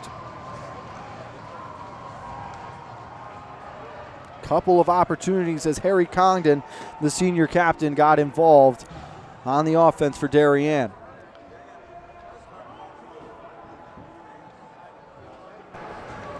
Guys, it's going to be 2 minutes for hooking for Shane Pickering. So it is the sophomore defenseman who will be called for the hook. First time the Rams go to the PK. The first time that Cato has some company in the box tonight. Solger, Congdon, Romine, Cohen, and McCarthy are the 5 for Coach Mac Budd. It's Tyler Hill who's in on the breakaway. Hill to the backhand, tries the sliding one, an extra save made by Bumgarner as Gamble had a chance on the rebound. I think they got 2 shots out of that rush. What speed from Hill as he turned on the jets to get around Congdon. Rams staying aggressive despite being down a man. Able to come away with that one was Ravosa, and it's cleared aside. And again, Hill is in all alone. Hill, forehand to the backhand again, but he had it poked aside. Good hustle coming back from Will Dixon that time. And in these 2 rushes, Darien really hasn't gotten much of an opportunity going on this power play halfway through it. Morris able to send all the way down and force Bumgarner to make a play as Adding now comes and joins. Adding left it for Gelnaw, and the Rams on the penalty kill still going to work. Pass almost made its way on goal. As you wonder who has the power play now through the first minute 20. The Swedish transfer doing well to work around Darien defense, but he's a little slow now, heading to the bench after taking a hip check. I mean, this whole power play has been in the penalty kill team's end.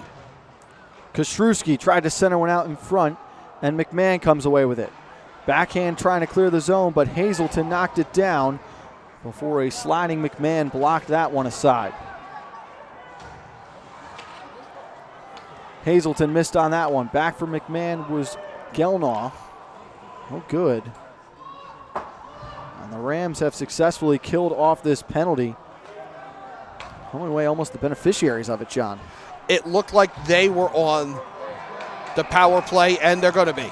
And you know what? That was a great job right there. Turned over at the blue line. Garner Granito picks up the turnover, skates through the trip, and draws the penalty for the Rams. So a tough 4-minute swing here going against the Blue Wave, John.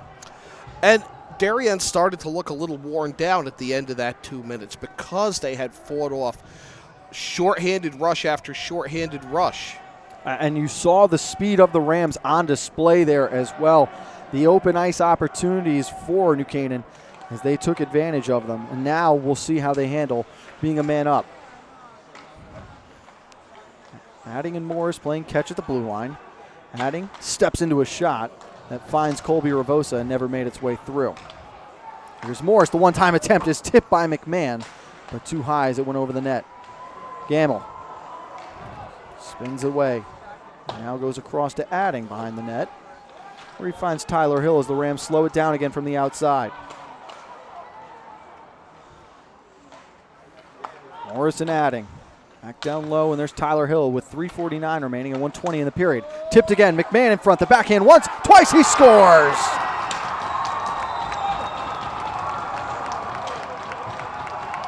He was denied the first time in front by a defenseman, but the second effort on the rebound finds the back of the net. It is the second power play goal of the night for New Canaan, and they now lead 4-1 with 3:43 remaining in the second period. And he had time to just lift that up, get his backhand lift, and get it over the top of Bumgarner. Just a really beautiful shot, just set up by his relentless pressure in the crease. Cato, have you got the scoring?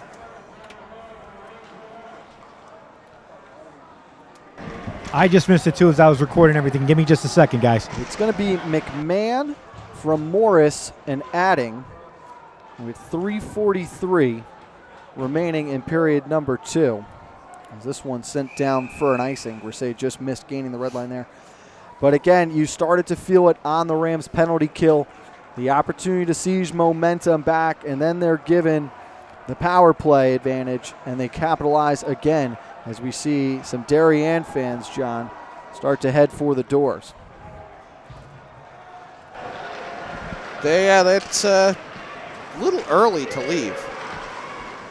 It's the holidays. They've got family over, I'm right. sure. Grisey behind the net, patient looking in front as this one was chipped towards Glover, but just couldn't be controlled enough. Pickering stepped up and threw a hit to hold the zone. As the third line for the Rams again going to work. Pickering, big drive, sent well wide. And now here's Ben Webster. Glover tried to start the cycle, but he was unable to, as leaving the zone this time is Will Culleton. You know, a strong penalty kill can be a momentum recharger. A kill like that, when you have offensive chance after offensive chance, can really lift a team. It appears to have done that for New Canaan. Webster sent one out in front, but absorbing a hit that time was Gamble. Shot from Hill was blocked down, and now going all the way back to retrieve is Gelnaw. Turn that one over to Cohen, and then quickly with an opportunity once, twice, as Windus fought them off and saw the puck go out of play. This play stops with 2:12 remaining. And Cato, this is where the teams have got to be careful now. That rivalry factor comes into play, and one side or the other could get a little chippy.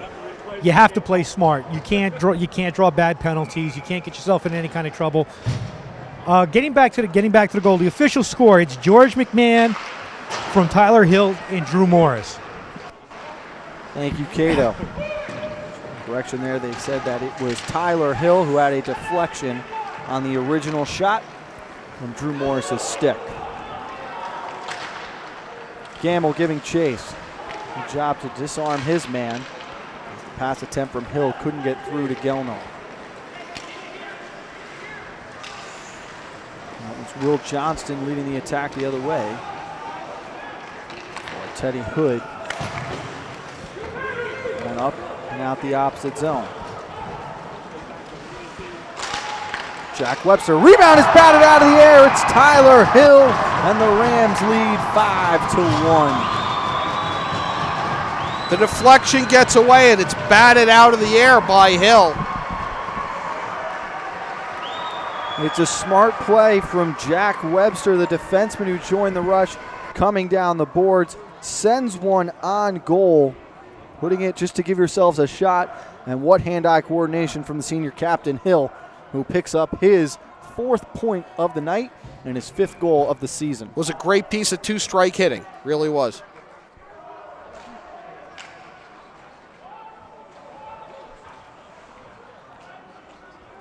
So the score 5-1 with a minute and 15 remaining in the second period.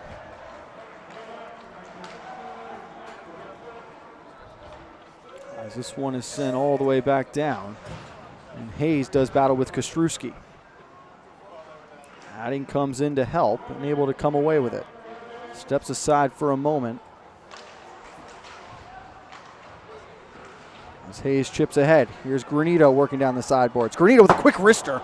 Sent one whizzing by the head of Bumgarner. Didn't miss by much. That's one thing I like about this unique angle that we have here at the Darien Ice House. You can really analyze the shots coming in. McMahon gives chase down in the corner. Works away from a check from Hazelton. And then Cohen as well, as this one deflects off the glass. And will go down for an icing with 25 seconds remaining. And let's go down to Cato for the official scoring on the Rams' 5th goal.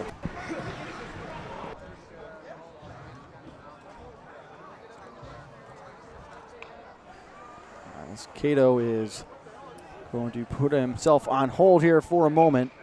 Some technical difficulties will come back to him at the end of the period here. Glover, Hart, and Grisey onto the ice now for the Rams. Barbosa clears the zone. That is quickly returned back in from Buchanan.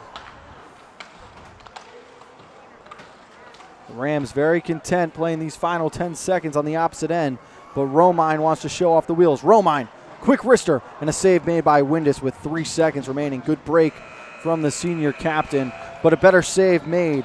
The Rams tack on 2 more and make this a 5-1 game. Let's step aside. We're going to throw it back to the studio for an in-game news update with our own Kate Chaplin. John Cato and I will be back shortly. We'll see you after this on the HAN Network. I'm Kate Chaplinsky, and this is your in-game news update on the HAN Network, bringing you the latest local headlines for Tuesday, December 27th, including that an out-of-state man was arrested for burglarizing an office building in New Canaan yesterday.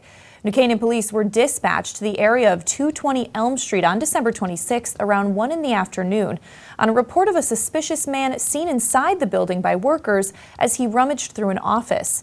Officers made contact with 32-year-old Barry Atwood of Lancaster, Pennsylvania, and after an investigation determined that he had entered the building without authorization and taken items, including a key and a U.S. passport. Atwood was taken into custody and charged with 6th-degree larceny and 3rd-degree burglary. He was scheduled to appear in court today.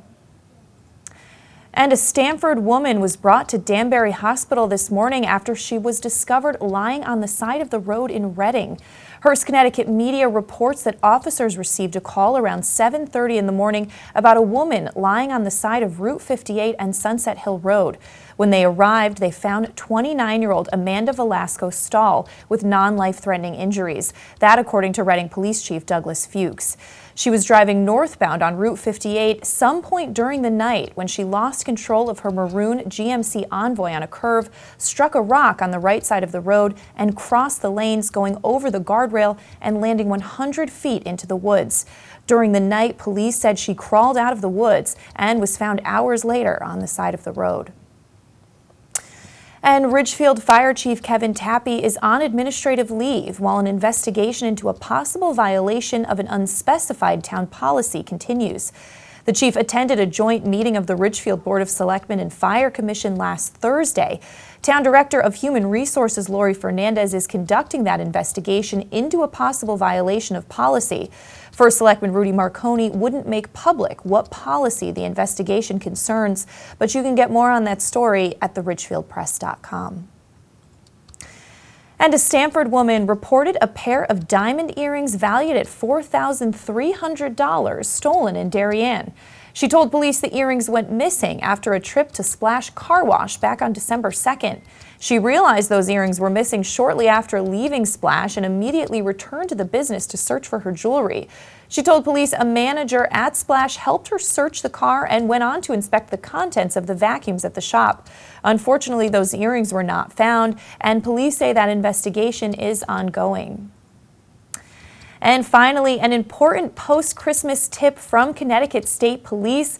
Police say don't advertise all those great gifts you received for Christmas, which can be spotted by criminals. They suggest breaking down boxes and putting them in the appropriate bins so thieves are less tempted to do their after-Christmas shopping in your home. But that does it for this in-game news update on the HAN network. For the latest in local news, sports, and more, watch Coffee Break weekdays at 11. This update was brought to you by Carl Chevrolet. Hi, this is Leo Carl from Carl Chevrolet in New Canaan. And you've heard me talk about the Chevy Volt for years. The new model gets 53 miles on EV charge daily, plus 420-mile full range. But don't take my word for it.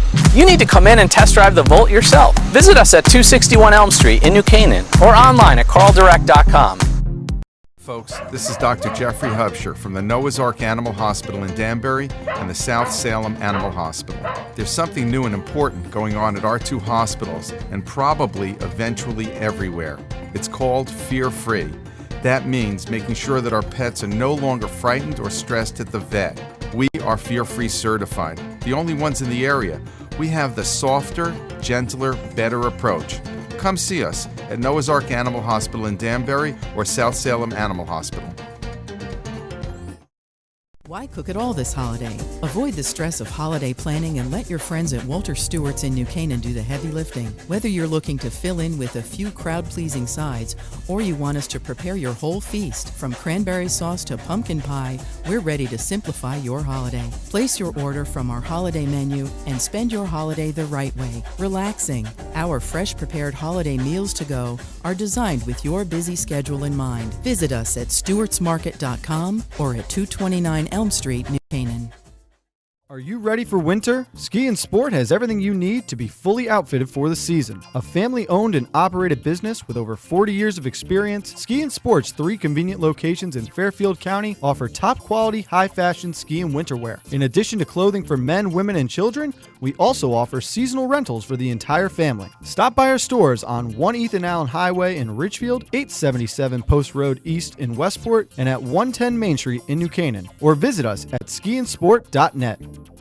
Would you like to be able to help in an emergency? Do you know what to do when a family member is in distress? Learn life-saving skills and become a certified EMT in New Canaan. Whether you're looking for a career in healthcare or you want to give back to your community, the training is invaluable. The New Canaan Volunteer Ambulance Corps is offering an EMT certification course starting on January 16th, 2 nights a week and some Saturdays. It's filling up quickly, so call 203-594-3535 to get involved. New Canaan Volunteer Ambulance Corps. Neighbors helping neighbors. Find out more at ncvac.org. At That Personal Touch in New Canaan, we have personalized gifts for all occasions. Family owned since 1983, we specialize in expert engraving done on premises. From engraved sterling silver and pewter frames, wood cutting boards, slate cheese servers and trays, leather embossing, crystal engraving, and glassware, every gift becomes unique and personal. And just in time for the season, we have a variety of personalized Christmas ornaments. Visit That Personal Touch at 102 Main Street in New Canaan and at tptengravers.com. Discover a world of wellness in the heart of New Canaan. Halo Studios, New Canaan's first collaborative wellness center, offers you the freedom to choose from the best and latest health, fitness, and wellness options. Inside Halo Studios, you'll find all the wellness experts you need at places like Palo Fitness, Priority Wellness, and Sama Yoga Center. Come by for a free wellness assessment, open 7 days a week at 45 Grove Street. For more information, visit halostudios.com or call 203-594-9909. Visit Bevel Saddlery this holiday season, not just for equestrians. Celebrating 30 years in New Canaan, we offer an exciting selection of men and women's sportswear and exquisite gifts, from home decor, hostess gifts, stocking stuffers, to items for horse and hound. You'll find something for everyone on your list. We carry brands like Barber, Dewberry, Patagonia, and local gift companies. Located at 50 Pine Street, New Canaan, next to Walgreens, and online at bevel.com.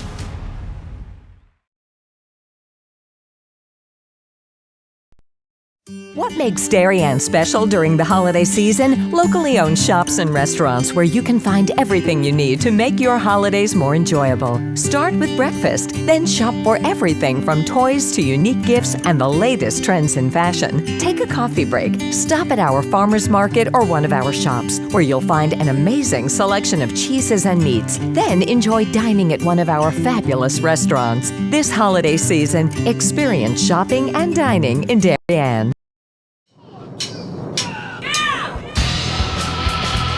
I'm Frank Granito. And I'm Donald Ing for the HAN Network. Tune in to Nutmeg Sports Monday through Thursday, where we bring you all the top stories from Connecticut sports. From highlights to player interviews and expert analysis, no one gets you closer to Connecticut's games than Nutmeg Sports. Nutmeg Sports, now Monday through Thursday at 2 p.m. on the HAN Network.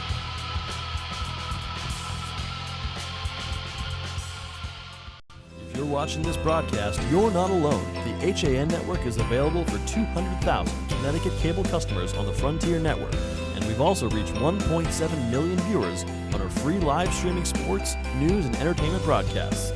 To reach our rapidly growing audience, contact Advertising Director Jessica Murrin at 203-273-7312 or email jessica@han.network.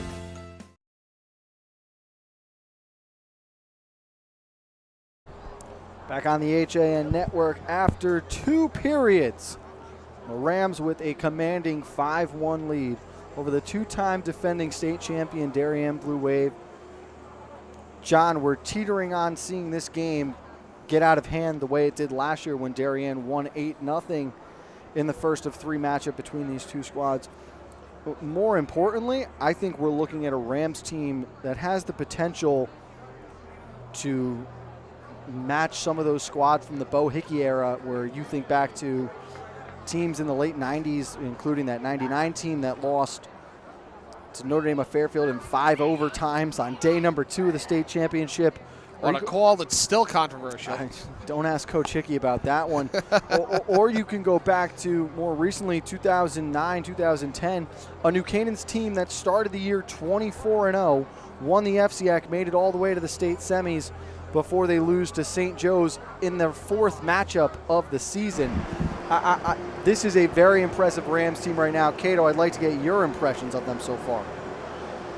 From one end of the ice to the other, New Canaan has completely dominated this game. They've controlled pace. They've controlled pace of play.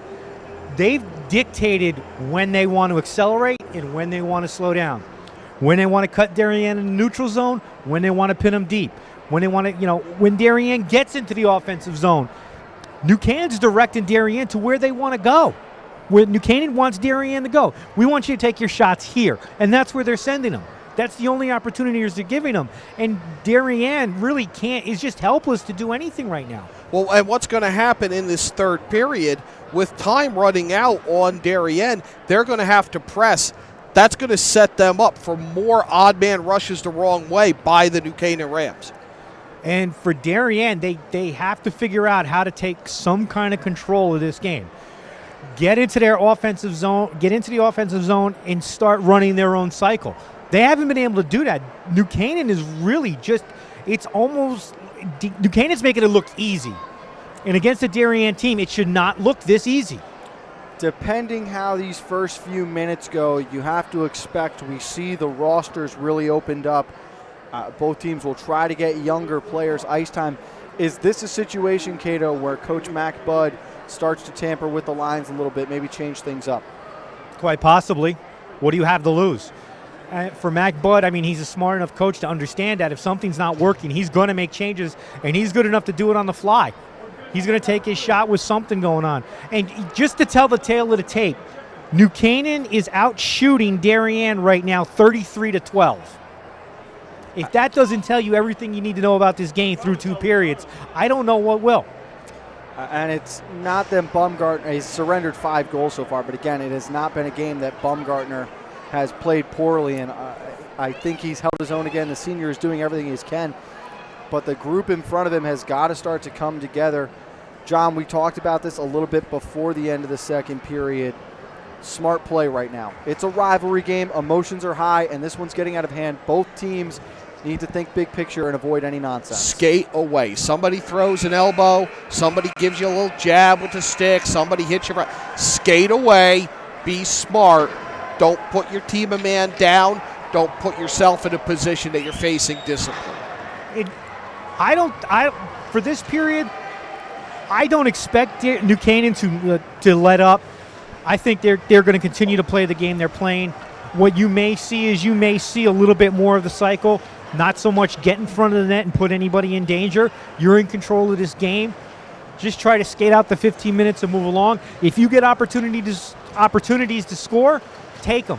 If you get opportunities to do things, take them. But you're going to see an even flow of all 4 lines. And for a school, for a high school in the FCAC, just to tell you how successful any school is, if they can rotate all 4 lines and have all 4 lines play effective like New Canaan has through the first 2 periods of this game, right now I think New Canaan is probably the best team in the FCAC. They looked very strong for the entire first 30 minutes of this game. And you're right, I don't think by any means they take their foot off the gas right now. This game is far from over. I appreciate there's a 4-goal difference, but a lot can happen in a 15-minute span. And I think the best way to go about this game, hold the red line, continue to force Darien to go the full length of the ice. And you know what? When in doubt, throw it at the net. Keep putting pucks on goal against Baumgartner. Rarely does a bad thing happen when you put a puck on goal. So we are underway in the third period. Darien trailing New Canaan 5-1 as the Rams come out with their top line. And Morris quickly sends one back from the neutral zone as the Rams have to tag up here. And a quick opportunity. Cohen working down the right wing boards. Windus able to stick aside with ease. Cohen, Dixon, and Romine remain the top line intact for Darien. As we've got a score update from out of town. Greenwich is trailing Hamden 5-2 in the third period. That's an explosive offense that Hamden's bringing to the ice this year. And that's a credit to the Rams' success as well, as they were able to hold them scoreless. Right. In their matchup last week. They hung 7 on Darien. They've hung 5 so far on Greenwich. New Canaan blanked them.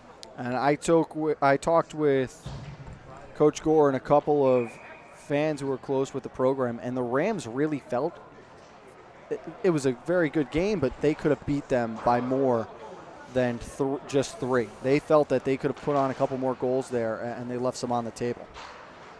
And that just speaks to the confidence this team is playing with and the expectations for this group. They understand what's at stake. But this is what you see when a young team takes its lumps for a year or so.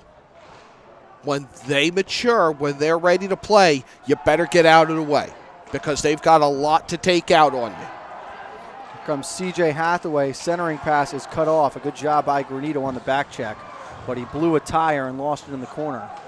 Luckily, McMahon there, able to help recover. Adding with it, slows down along the half wall. Tried to center for McMahon. Now battling for the puck is Trzaskowski and Granito.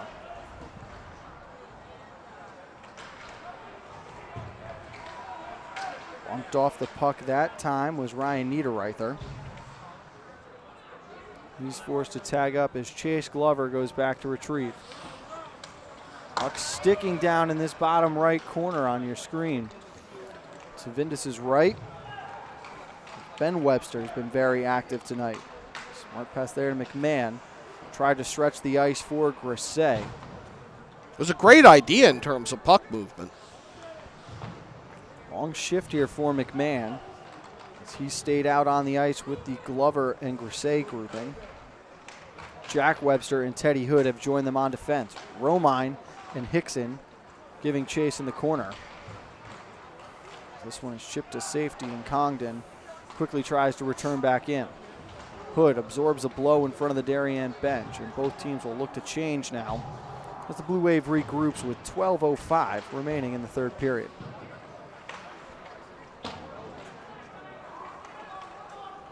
Quinn McMahon and Ryan Hart have joined Grisey on the ice. This one turned over though.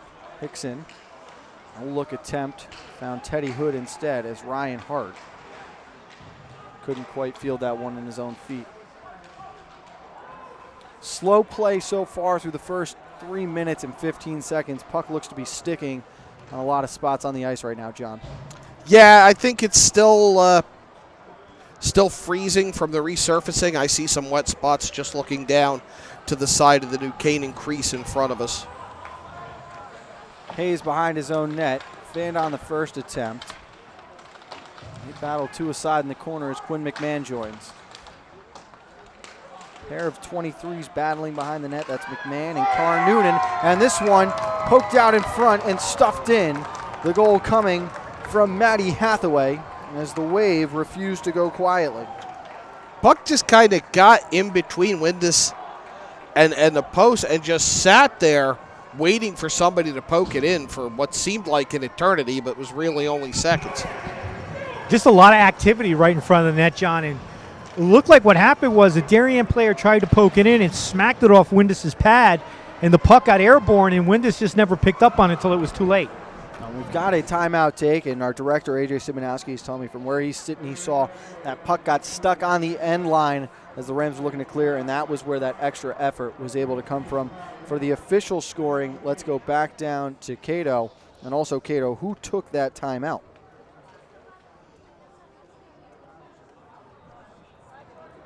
Cato is down again here. There we go. Guys, it was New Canaan that took the timeout. I'm getting the scoring right now. Thank you, Cato. So timeout from Coach Gore. And that's a smart timeout, John. Yeah. Remind everyone, this one is not over. Let's get it together here. We still got a hockey game to play. Right, you've got to finish this. This is a scary good team. They're still the defending state champs, and they're still a moment away from everything clicking and being the Darien team that we saw last year. So it is a 5-2 game with 11-11 remaining in regulation. Both teams will return from the timeout with their top lines. For the scoring on the secondary angle, we go to our own Chris Cato Kalen. Guys, it's Matty Hathaway with the goal, with assists from Max Sharp and Carr Noonan. Shot out in front. That one ricocheted off the post as the Wave have turned the pressure up. Just inches from making it a 5-3 game there. That was incredibly close. Gamble tried to stretch the ice for Hill that time. We saw Tyler lose an edge. We have seen a couple of New Canaan players lose an edge early on in this period. A slick ice service to start the third. Hill picks this one up. Hesitates for a moment, let the wrister go. But stepping in front and blocking that one was Ravosa. Ravosa over to the right side, and that shot off the stick of Culleton missed wide. Here's Ben Webster retreating. Pause for a moment, and then Culleton took it away. Loose puck out in front, bouncing around, and able to field and ice this one down was Brooks Gamble. As the Rams, a little bit of a panic at the moment in their own zone. I think they had time to clear that without icing, to skate it over the blue line, then do your dump. What they've got to stop doing is leaving those pucks unattended in the crease, in the slot, and right on the corners. Another strong shift from the Wave as they roll through their lines in the third period. They trail 5-2. And both centers tossed on this draw. I'm sure you were never tossed out of a face-off circle, Frank. I was actually very good, and I don't believe I was. Nice. So got that going for me, which is nice. Spinning into the corner this time is Granito. He takes a hit from Congdon as Adding tried to force one in front. Here's McMahon now. Circles all the way around and finds Pickering. His shot deflected in front. Rebound bounced around and unable to convert that time was Granito. Adding trying to skate through a check. He's held up momentarily. Granito battling now with Finn Batson. Cycle is on. Here's Granito. Quick wrister. His shoulder to side as he tried to beat Bumgarner on the short side. Might have had Adding open on the far post. Elected to take the shot instead. He's dumping right back in is Ben Webster. Slow change for the Rams. Well, it might work out as Grisey intercepts. Quick wrister, and it's sticked aside. Grisey tried to go through the 5-hole. Good look there. Glover tried to force one out in front. Comes right back to him. Glover saw that one roll off his stick. Couldn't get all of it. Trying to ice that one was Congdon. Not once, but twice. And finally, able to clear out to center ice was Will Johnston. But returning the favor is Jack Webster as this faceoff will come all the way back to the left of Windus. A much better shift that time from the Rams, Cato. Yeah, and the one thing you can hear from the New Canaan bench, especially from Coach Pat Gore, he's yelling at his guys to pick up the pace. Move more, put on the speed. I think he really wants more pressure on the net out of his New Canaan Rams. I really liked what he got out of that second line of Adding McMahon and Granito as he comes right back to them. I think that last shift, there was a real sense of urgency by New Canaan, which they need right now. They got back to the cycle game. They worked the puck below the goal line, but they started to force the issue again with the Darien breakout as this shot is blocked, and now McMahon working up the left wing. Turns back and looks for help. Goes below the goal line to Adding, who chips back to Morris. Good footwork there from the future Maryland Terrapin, and then he goes down and will draw a penalty. It's going to be McCarthy for a cross check, and that just an unnecessary play there from the junior defenseman for the Wave. That's what we talked about in between periods. You've got to be disciplined. Frank, you got an update? So we have an update, John, from our Thursday basketball championship. We'll be covering the Norwalk Holiday Tournament. In Game 1 of the semifinals, Brian McMahon has defeated Joel Barlow by a score of 61-47.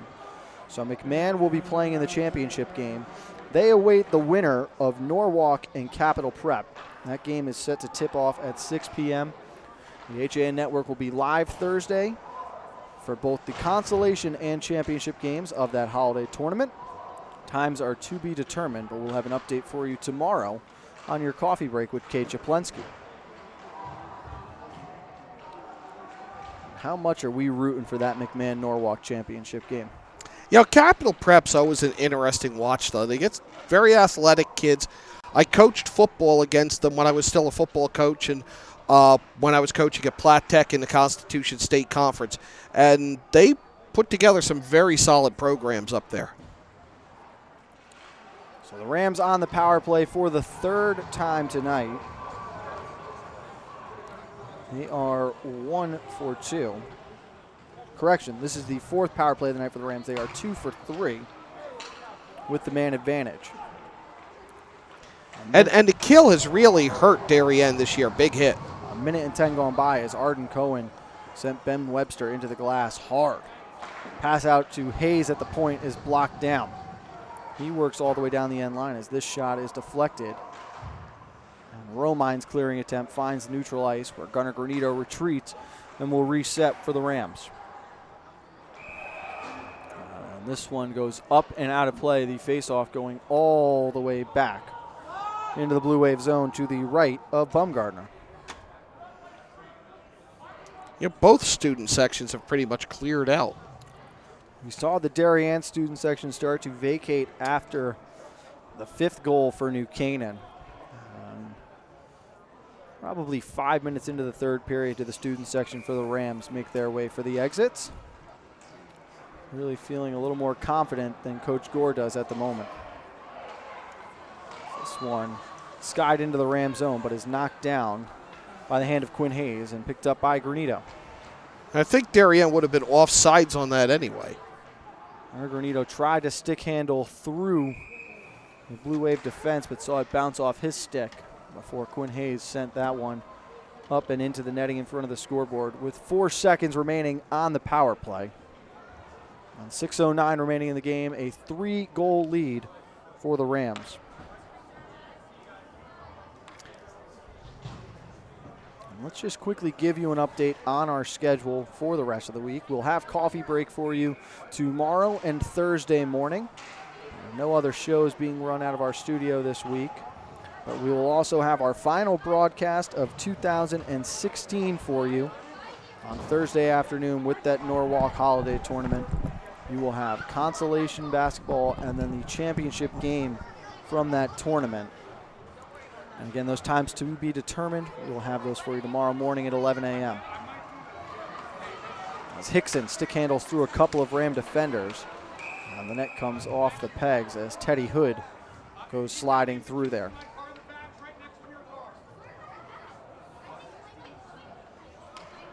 Could have been a real opportunity for Darien. It just kind of really exploded on everybody as it got close to the net. 5:37 remaining, and the pace of play has started to slow down a little bit.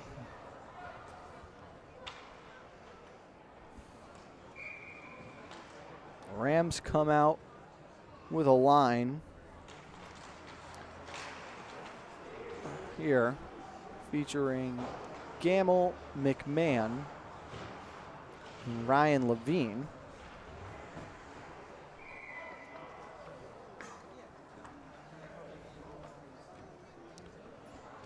Coach Gore starting to go through the entire bench now. Get as much experience as possible.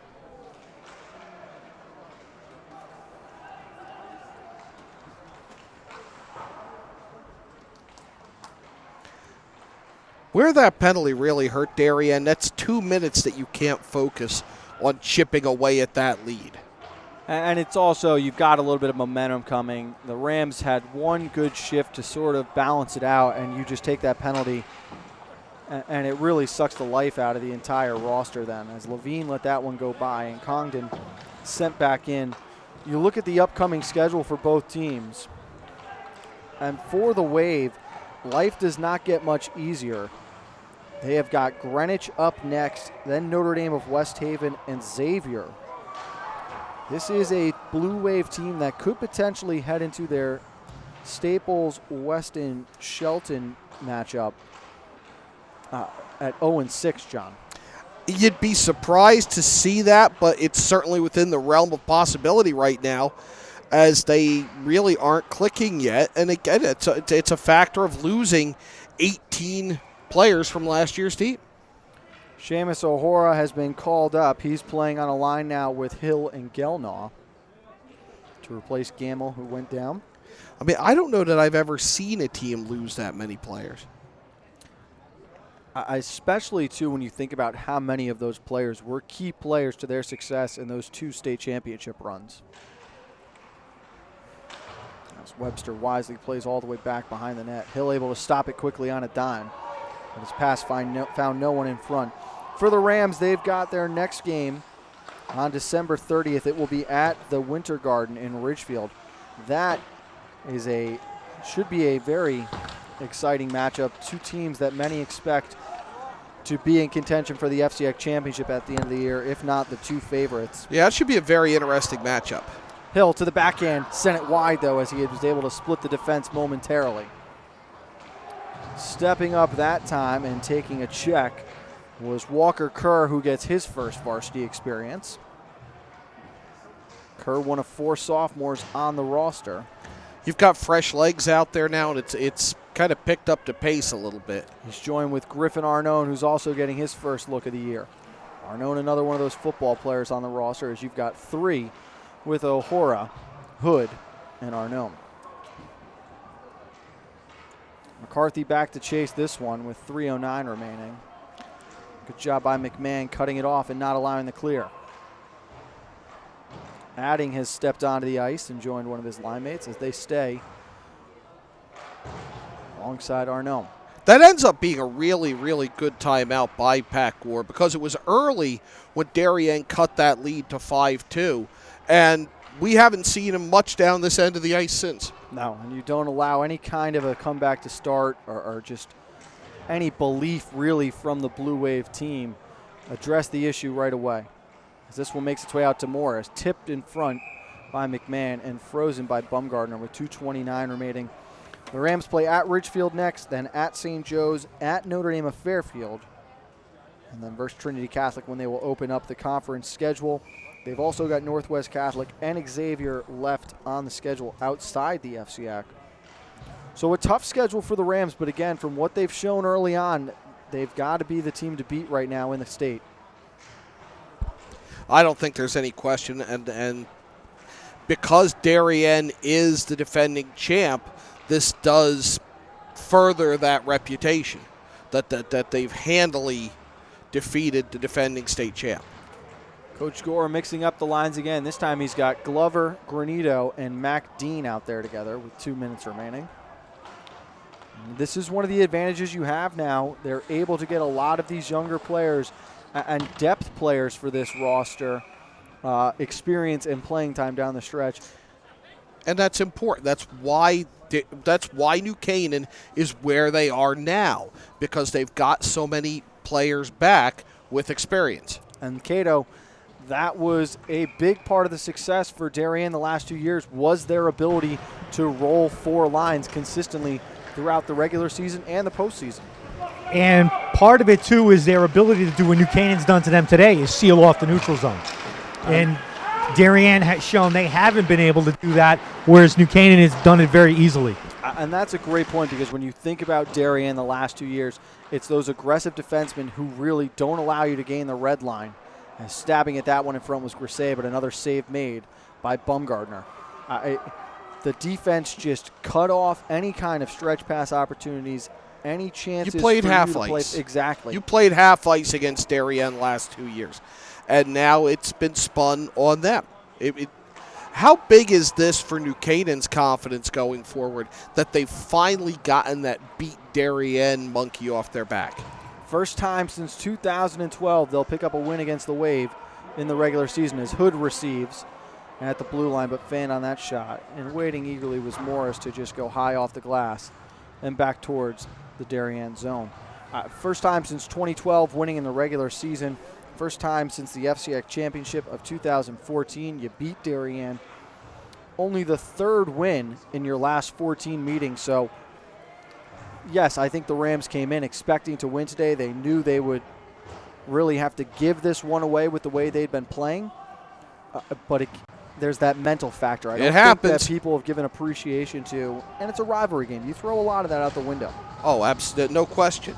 I mean, I've been on the wrong end of a rivalry that went one way for 35 years. Down to 15 seconds as Webster throws back into the corner one more time. Bats in behind the net as the Rams bench very excited at the moment. For the first time in 5 tries, New Canaan gets it right. The Rams are going to knock off the Blue Wave 5-2. They will improve to 3-0 on the season. Darien falls to 0-3. Let's step aside quickly. When we come back, John and I will have final analysis. Hopefully Cato can snag an interview, and we'll have final coverage of today's matchup right here on the HAN Network. Have a sports injury or slip and fall that needs immediate care? Coastal Ortho Express Urgent Care gives you direct access to an orthopedic specialist fast, without an appointment. Basketball, hockey, skiing, whatever the sports injury is, sprain or fracture, Coastal Ortho Express can help. Coastal Ortho Express Urgent Care open Monday through Saturday, now in 2 locations. The iPark building at 761 Main Avenue in Norwalk and 36 Old Kings Highway South in Darien. Or go to coastalorthoexpress.com, like them on Facebook. Discover a world of wellness in the heart of New Canaan. Halo Studios, New Canaan's first collaborative wellness center, offers you the freedom to choose from the best and latest health, fitness, and wellness options. Inside Halo Studios, you'll find all the wellness experts you need at places like Halo Fitness, Priority Wellness, and Sana Yoga Center.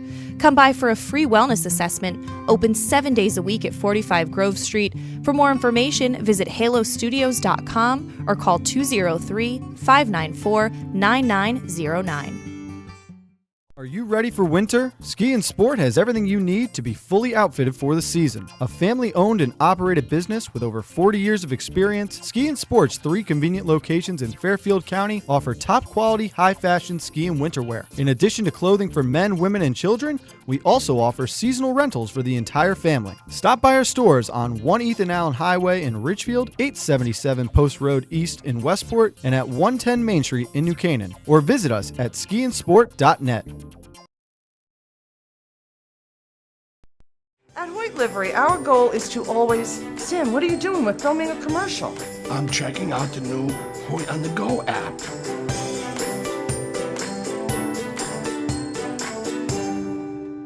Hoyt's here!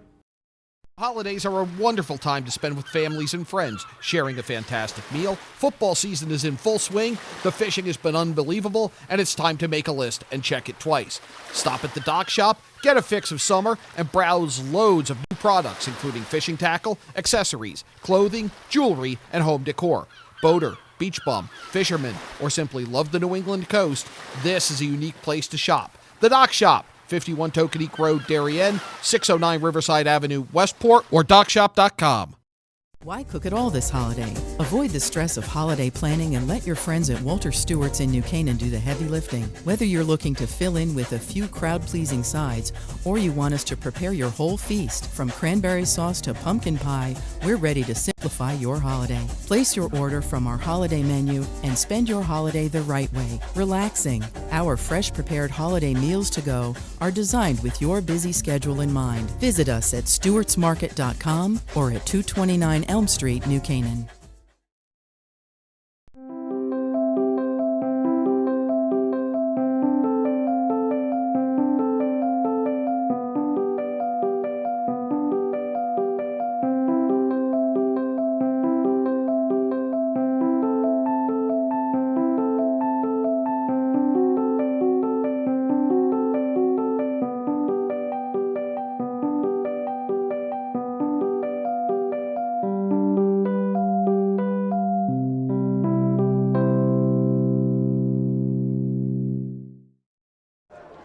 Back at the Darien Ice House, a 5-2 definitive win for the New Canaan Rams, who advance to 3-0 on the season. Darien falls to 0-3, and John, it was a very well-designed and executed game plan tonight from Coach Gore. The Rams flipped the script, controlled the neutral zone, and forced Darien to go the full 200 feet, which, to put it bluntly, this team is not ready to do yet. New Canaan did what New Canaan had to do to beat Darien, which is exactly what the Rams had done the first 2 games of this season. And they went out, they executed their game plan, and they're really establishing themselves as a team to beat in the FCIAC and the entire state of Connecticut, just in doing things well. The winning goaltender for the Rams is Peter Windis. He is alongside our Chris Cato-Kalin. Let's go down ice side to hear from himself. Thanks, Frank. I'm joined with Peter Windis of the New Canaan Rams, 13 saves on the day. It was pretty much an easy day for you at the office. Yeah, I think today I came in kind of knowing we were going to come on top, and I think that affected my game, especially on the second goal there. When I come into games, kind of when it's more of a challenge, I think I play a little bit better. For your game, what's the difference between last year and this year? Well, I think the biggest difference is this year is our last year playing, competitive hockey, and I think that really hit us. Good amount of seniors on the team, and we played together all fall, and it kind of hit that this was our last year and that we really had to capitalize. Now, you guys came out early. You wanted to establish a presence. This was a Darien team that pretty much you guys haven't beaten in about 4 years. Yeah. What was one of the things you and your team wanted to establish? I think the most important part of our game is speed. We're not necessarily the most physical team, but when we skate our fastest, it's very hard to defend. Now, we're going to take you through that first goal you had. It looked like it was just a flutter puck that just didn't quite go right for you. Yeah, he was coming in. He was behind the goal on the right side there, and he threw it in front, and I was tracking it, and it just bounced off the guy's skate, went into the far corner there. I was a little upset, but I mean, very little I could do there. How happy were you with the guys? You only had one penalty kill. How happy were you with your team on how they handled it? I mean, I think they did a great job in terms of defense. I think they did a great job of keeping the shots to the outside, as they did in the last 2 games. So, I mean, I couldn't be happier for them. You guys are 3-0 against 3, very prominent programs. How does that do for your team going forward? I mean, it gives us a lot of confidence, but we're not going to let it get to our heads. We're going to go into every game kind of just new slate, new enemy, and have fun out there. Peter, congratulations. You guys are 3-0. Enjoy the rest of the season. Thank you. Guys, that's New Canaan Rams goaltender Peter Windus. Guys, back to you. Thank you, Chris, and thank you, Peter, who is now 3-0 on the season. And John, I thought he said it best. This is a team built on speed, and we saw that speed on display a lot tonight. They showed it. They showed it, and you talked about the high passes off the glass, and they just took off and left Darien with no way to catch up with them. For Darien, it's tough to tell right now. It's still very early, and this is a talented bunch. I think they are underachieving right now, and they're a team that could make a lot of noise because, yes, it's an inexperienced group, which we've beat to death now more than enough times, but when they get to the postseason, they will have played under kids and been a part of teams that went on runs. They'll know what it takes to go the distance. This is going to be a New Canaan team. This is going to be a Ridgefield team who haven't really seen that kind of success yet, and that's when pressure will really play a huge role in these groups. Because right now, John, this New Canaan team, there's no pressure in the world. They are just out here having a blast, beating up on everyone in the state. Pressure was being out there as sophomores and juniors playing a varsity schedule and taking their lumps. Now it's their turn, and they're going to make the most of it, and they're letting everybody know that with performances like tonight's. The Wave get Greenwich on December 29th, and the Rams get Ridgefield on December 30th. John, final thoughts from tonight's game? I wish I could go to that Ridgefield New Canaan game. That's what I'm thinking right now, because that could be an early FCAC final preview. That could be a great game. Should be a really good one. The Tigers playing as well as anyone else in the conference. But for at least one more day, New Canaan reigns supreme amongst the state rankings. The goal scorers for the Rams, Brooks Gamble scored first and second in the first period, made it 2-0, followed up by Jax Webster. That made it a 3-0 game with 2:45 remaining in the first. Arden Cohen answered right after that. It was 3-1 at the end of one period. George McMahon picked up his second goal of the season. Tyler Hill added his fifth. 5-1 was the score at the end of 3 periods. The only scoring in the third came from Matty Hathaway, and we stood at 5-2 when the night ended. Windus's 13 saves makes him a winner for the third time this year. Again, New Canaan 3 and Darien 0. We're back tomorrow morning with your coffee break at 11 a.m. with Kate Chaplensky. We've got basketball here on the HAN Network Thursday afternoon. We'll tell you those times tomorrow morning. For Chris Cato, Kalen, John Kovac, our director AJ Simonowski, I am Frank Renito. We want to thank you for tuning in to the HAN Network's broadcast, and we will see you tomorrow morning right back on the